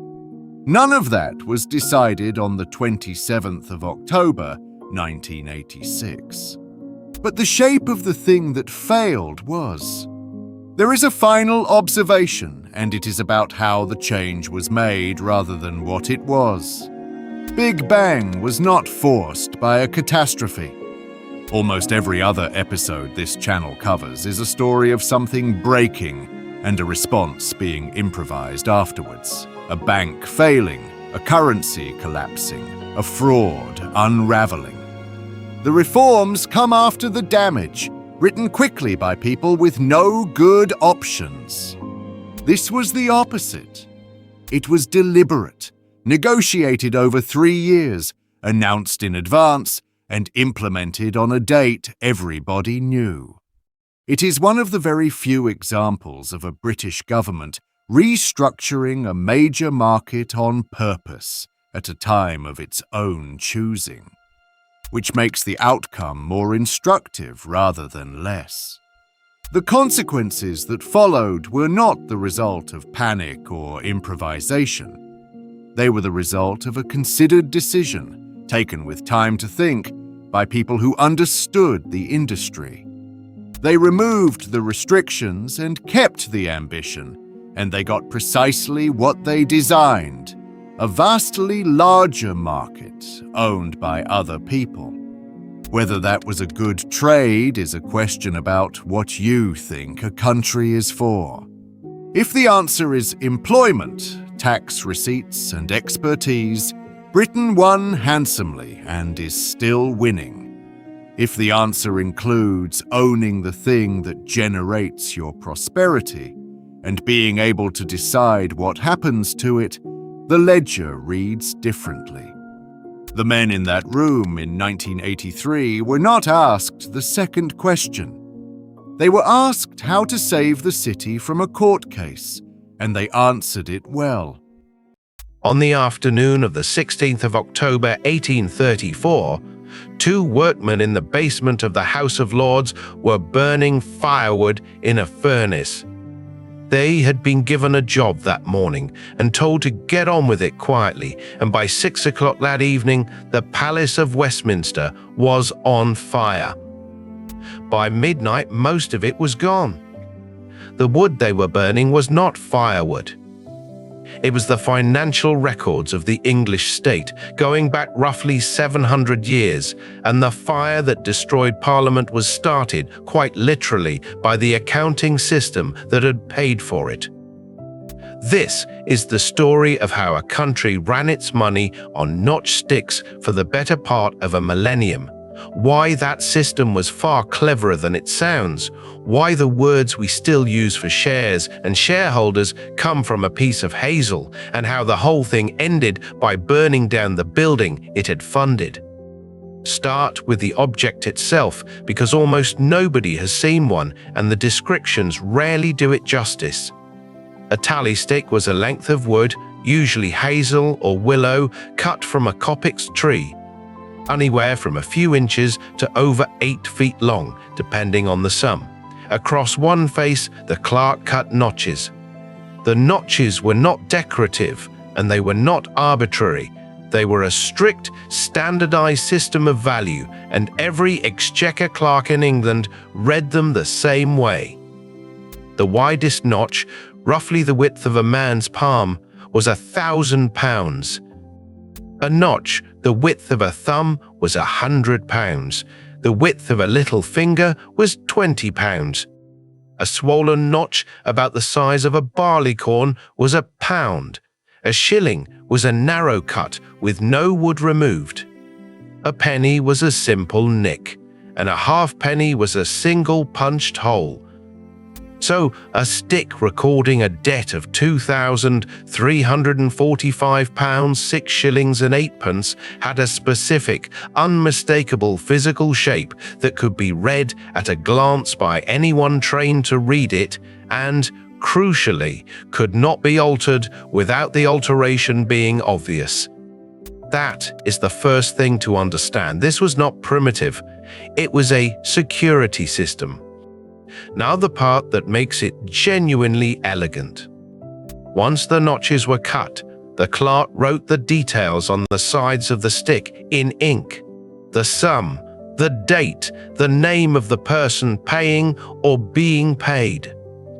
And then he split the stick lengthways, down its whole length, straight through every notch. 2 pieces, each carrying half of every notch, each carrying half of the written text. The longer piece, with a handle left on the end, was called the stock. The shorter piece was called the foil. The person who had paid money into the exchequer, or who was owed money by it, took the stock away with them. The exchequer kept the foil. And here is the whole point of the design. Wood does not split evenly. The grain of a hazel rod is unique to that rod, and when you split it lengthways, it produces a jagged, irregular surface that exists nowhere else in the world. The only way to prove a stock was genuine was to fetch the foil out of the exchequer's chest and see whether the 2 halves fitted together, notch to notch, grain to grain. You could not forge it. You could carve a stick with matching notches easily enough, and a competent forger could imitate the handwriting. But you could not reproduce the interior grain of a specific piece of wood that had been split years earlier and locked in a chest in Westminster. It was, in effect, a 2-factor authentication system running on trees 400 years before the invention of the check. And it gave us a word. If you hold shares in a company today, you are a stockholder. You hold stock. That word does not come from livestock, and it does not come from soup. It comes from this: the stock, the larger half of a split hazel rod, the piece the creditor carried away as proof that the Crown owed him money. When the Bank of England was founded in 1694 and began issuing transferable claims on government debt, the word came with it, because that is what everyone already called the thing you held when the state owed you. The London Stock Exchange is named after a stick. Before we get to how the system worked, it is worth explaining where it happened, because the room has given us another word that is still in daily use. The department was called the Exchequer. That name is not a corruption of anything to do with checks or checkbooks. Those came later and were named after it, not the other way round.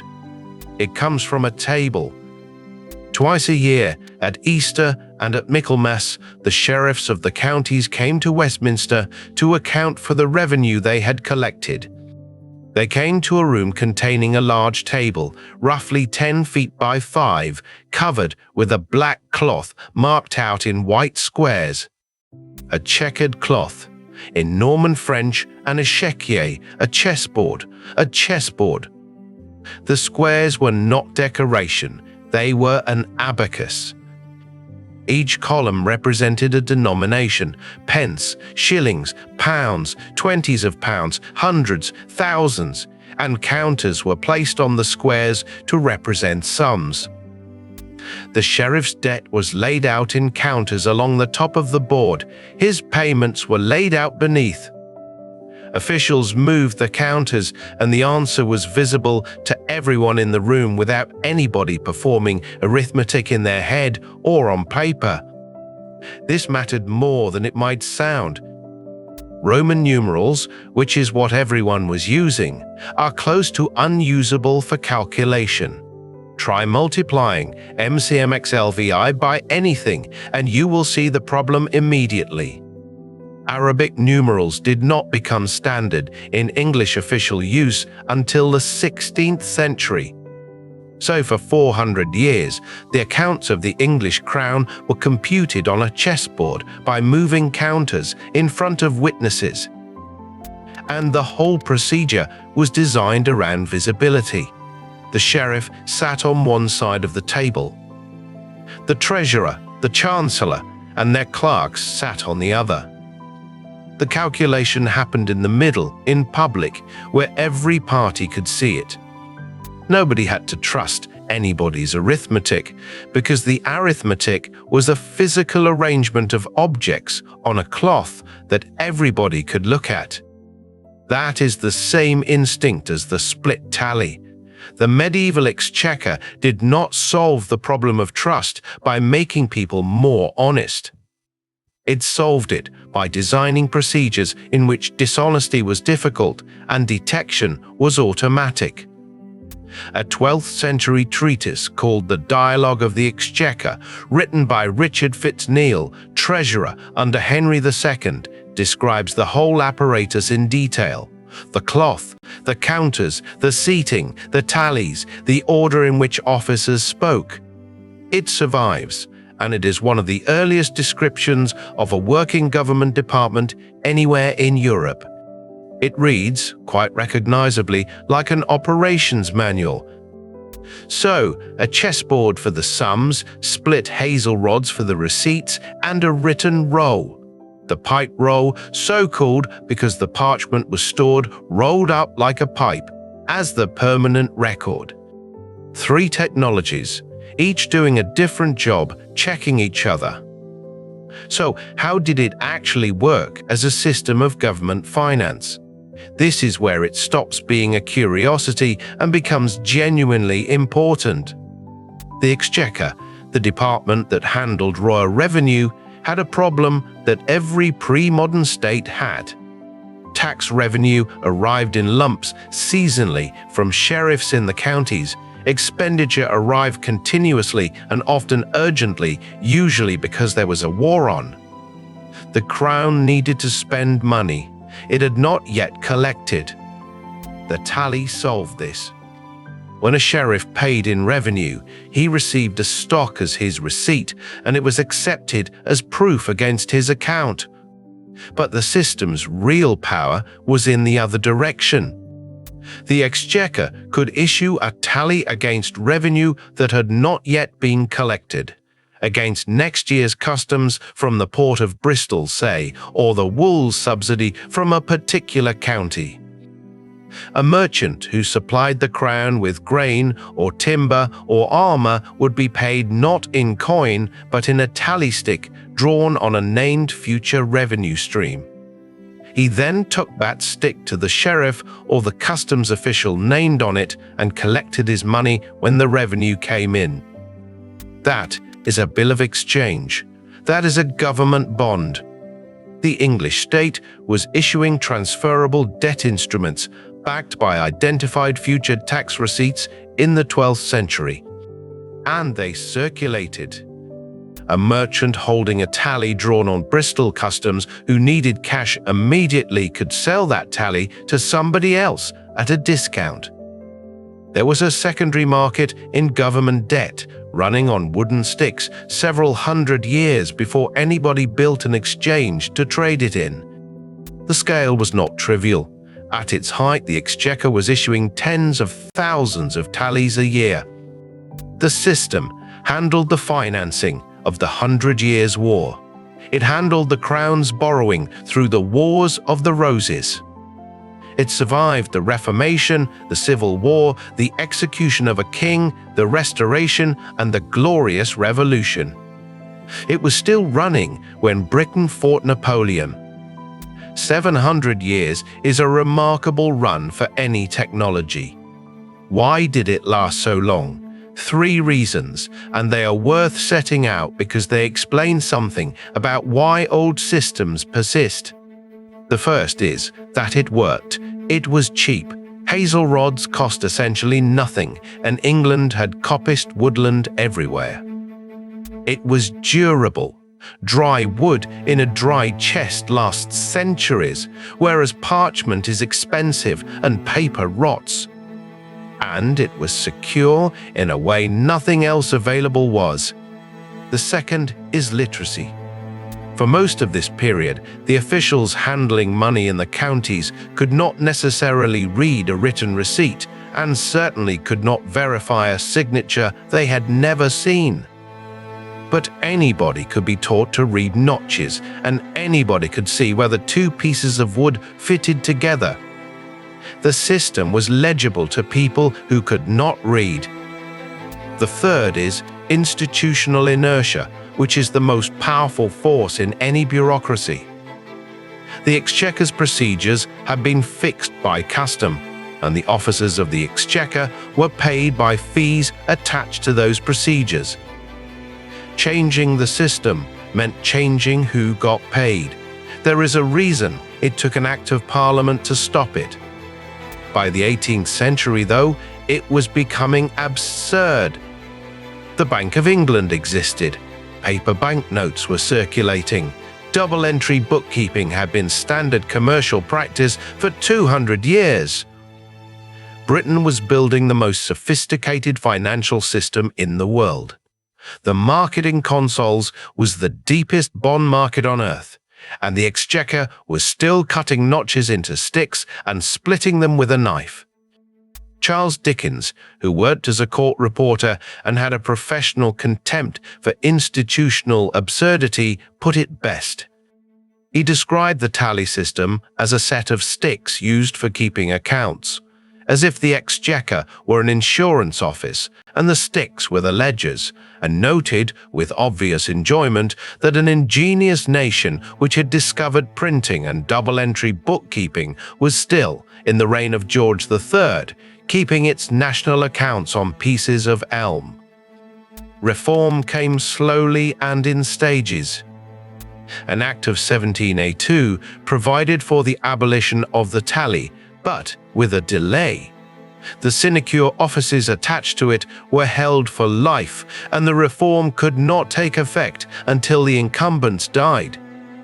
This is the 18th century in one detail. The system could not be modernized until the men being paid to run it had finished being paid.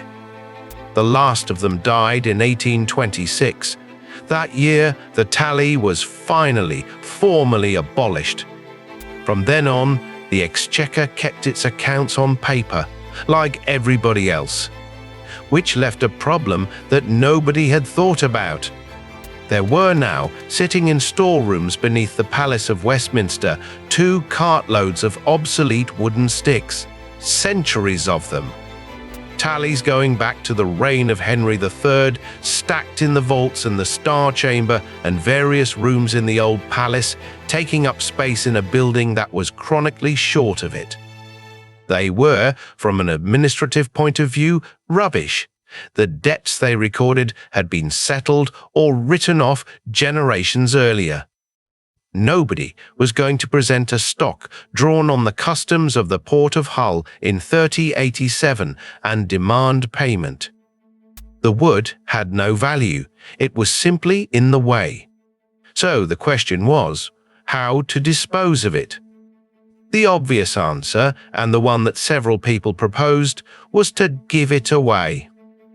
Westminster in the 1830s was full of poor people who would have been extremely glad of 2 cartloads of dry, seasoned hazel and elm in October. It would have cost nothing. It would have done some good. It would have emptied the storerooms in a morning. The Office of Works declined. The reasoning, as far as it can be reconstructed, was a mixture of 2 things. There was a concern, never entirely articulated. The documents of the Exchequer, however obsolete, ought not to be handed out to the public. And there was the simpler bureaucratic instinct that official property is disposed of through official channels, not given to whoever is passing. So the decision was taken that the tallies would be burned privately on the premises. There were 2 furnaces in the basement of the House of Lords, underneath the Lords' Chamber. They heated the building. They were designed to burn coal. On the morning of Thursday, the 16th of October, 1834, two laborers named Joshua Cross and Patrick Furlong were instructed to burn the tally sticks in those furnaces. They were supervised loosely by the clerk of works, a man named Richard Weeabley. The instruction they were given was to burn the sticks slowly and to keep the doors of the furnaces shut. That instruction was not followed, and it is not hard to see why. Two men had been given 2 cartloads of wood to destroy and a working day in which to do it. They loaded the furnaces as full as they would go and kept loading them. By the afternoon, the heat in those furnaces was far beyond anything a coal fire would produce. Dry hazel burns fast and extremely hot. Above the furnaces ran the flues, and the flues passed close beneath the floor of the Lord's chamber. At around 4 o'clock in the afternoon, 2 visitors were being shown around the House of Lords. They complained that the floor was too hot to stand on comfortably and that the room was full of smoke, so much that they could not see the tapestries properly. This was reported, it was noted, nothing was done. The workmen finished around 5 and went home. Weeabley locked up. Around 6, the doorkeeper's wife saw flames. The fire took the House of Lords first, then ran through the medieval warren of the old palace, a building that had grown by accretion since the 11th century, full of timber, paneling, staircases, and connecting passages, with no meaningful fire breaks anywhere in it. The Thames was at low tide, which hampered the engines. The wind was strong. The man who arrived to fight it was James Braidwood, and he deserves a moment here because he is the reason anything survived at all. Braidwood was 34, a Scot, and he had effectively invented the modern fire service. In Edinburgh in 1824, he had established the first municipal fire brigade in the world, worked out how to train men systematically and, most importantly, reverse the standing practice of fighting fires from outside. Everyone else directed water at a burning building from the street. Braidwood sent men inside, close to the seat of the fire, where the water would actually do something. He had come to London in 1833 to run the newly formed London Fire Engine Establishment, which was not a public service at all. It was funded by insurance companies, and it existed to protect insured property. Parliament was not insured. Braidwood turned out anyway. He had 12 engines and around 80 men, and he arrived to find a medieval palace already well alight, a strong westerly wind driving the flames, and the Thames at low water, which meant the floating engine could not get close enough to draw properly, and the hoses had a long, weak run up the bank. He made a decision that night, which is the reason the story is not worse. He judged that the old palace was gone and did not try to save it. Instead, he concentrated everything on Westminster Hall, soaking the roof, tearing out the connecting passage between the hall and the burning buildings, and holding a line there while the rest went. That hall was built by William Rufus in 1097. Its hammer-beam roof, put up for Richard II in the 1390s, is the largest medieval timber roof in Northern Europe and weighs 600 tons. Charles I was tried under it. Had the wind not shifted late in the evening, Braidwood's stand might still have failed. But it did shift, and the hall stood. There is a grim postscript. Braidwood was killed 27 years later, in June 1861, at the Tooley Street fire in Southwark, crushed by a collapsing wall while taking a drink of water to his men. His funeral procession was 1.5 miles long. The fire he died fighting burned for 2 weeks. By midnight, most of the Palace of Westminster was gone. The House of Commons chamber, St. Stephen's Chapel, where English and then British representatives had sat since the reign of Edward VI, was destroyed. The House of Lords was destroyed. The Painted Chamber went. Libraries, committee rooms, official residences, centuries of accumulated fabric. Westminster Hall survived because the wind changed and because firefighters made a deliberate stand there. It is the reason you can still walk into an 11th century hall with a 14th century hammer beam roof when you visit Parliament today. St. Mary Undercroft survived. The Jewel Tower across the road survived. Almost nothing else did. The crowds that gathered to watch were enormous. This was the largest fire in London since 1606, and it was visible for miles. People took boats onto the river to get a better view.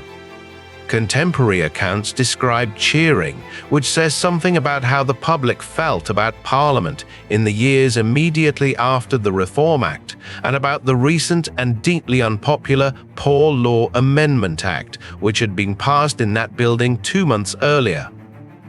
Among the spectators were two men who would each, in their way, make something permanent out of it. One was J.M.W. Turner, who sketched the fire from the South Bank and from a boat, and produced from those sketches two of the greatest paintings of the 19th century, vast, dissolving canvases of orange and white in which the building is barely a building at all, just a shape being consumed by light. They hang now in Philadelphia and Cleveland. If you have seen an image of this fire, you have almost certainly seen Turner's version of it. The other was Charles Barry, an architect who happened to be returning to London by coach that evening and saw the glow on the horizon from several miles out. He is said to have understood immediately what it meant professionally. He won the competition to design the replacement, working with Augustus Pugin on the Gothic detail, and the result is the Palace of Westminster that exists today. The terrace, the towers, the clock tower that everyone calls Big Ben. So the building you picture when you think of the British Parliament exists because of a fire, and the fire happened because of an accounting system. There was, of course, an inquiry. A Privy Council committee sat within days and took evidence from everyone involved. Cross and Furlong, the two labourers, Weobley, the clerk of works, the housekeeper Mrs. Wright, who had reported the smoke, the visitors who had found the floor too hot to stand on. The findings, read now, are almost a template for how institutional accidents are investigated. The labourers said they had burned the sticks as instructed and had not thought there was any danger. Webley said he had told them to burn the wood gradually and keep the furnace doors closed, and had checked on them during the day. Everyone agreed the flues had been examined at some point in the past and found satisfactory. The committee concluded that the fire had been caused by the overheating of the flues from burning the tallies, that this had ignited the woodwork around them, and that the whole thing had been the result of carelessness and gross neglect on the part of those responsible for the work. Nobody was prosecuted. Nobody was dismissed. The report noted that the men had not been adequately supervised and that the decision to burn the tallies in those particular furnaces had been taken without anybody assessing whether the furnaces were suitable. Read that back slowly, because it is the whole shape of the thing. Two men were given an unfamiliar task with a known fire risk in a building with no fire precautions by an officer who gave a verbal instruction and then went about his day. Somebody noticed the floor was too hot to stand on and reported it 4 hours before the fire took hold, and the report went nowhere.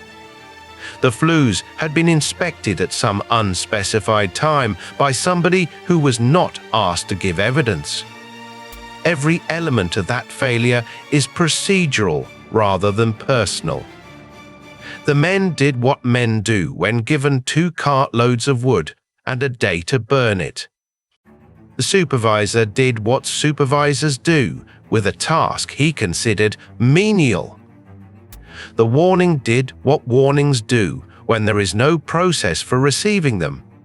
There was a further detail that emerged and was quietly not pursued. The old palace had been repeatedly reported as a fire risk for decades. Surveyors had warned about the timber, the lack of separation between buildings, the absence of any water supply within the complex. Some of those warnings were in writing, held in the building, and had burned along with everything else. The recommendation that came out of it all was that in future, the disposal of official material should be supervised more carefully. Britain then spent 30 years and more than £2 million, perhaps £250 million in today's money, building a new parliament, and included in the new design a great deal of iron, stone, and deliberate fire separation. There is a temptation to leave it there as a neat piece of irony, and it is a good one. But there are 2 things underneath it that are worth more than the joke. The first is about obsolete systems. The tallies were dangerous precisely because they had stopped being important. While the system was live, those sticks were the most carefully guarded objects in the kingdom, evidence of debt held in locked chests, produced under supervision. The moment they became worthless, they became rubbish, and rubbish gets handled by whoever is available, under instructions nobody checks, in a basement nobody visits. Nothing about the sticks changed on the day the tally was abolished. What changed was the attention paid to them. And it was the withdrawal of attention, not the wood, that burned the building down. That is a pattern worth recognizing because it recurs constantly in financial history. The dangerous thing is rarely the system everyone is watching. It is the legacy process still running underneath that nobody owns anymore, that everyone assumes somebody else is responsible for. The second is about what was actually lost, which is more than a building. The tallies that burned were, as records, largely redundant. The sums had been transcribed into the pipe rolls and other written accounts, and most of that survives. But the palace held far more than tallies. Original documents, court records, parliamentary papers accumulated over centuries, much of it never copied and never catalogued. A great deal of it went that night, and we do not know precisely what, because the inventory burned along with the archive. Britain lost part of its own memory because of a decision about how to dispose of firewood. It is worth saying what the tallies were actually worth in money, because the figures are not small and they explain why the system mattered. By the middle of the 17th century, the Exchequer was issuing tallies against future revenue on a scale that would be recognizable to any modern treasury.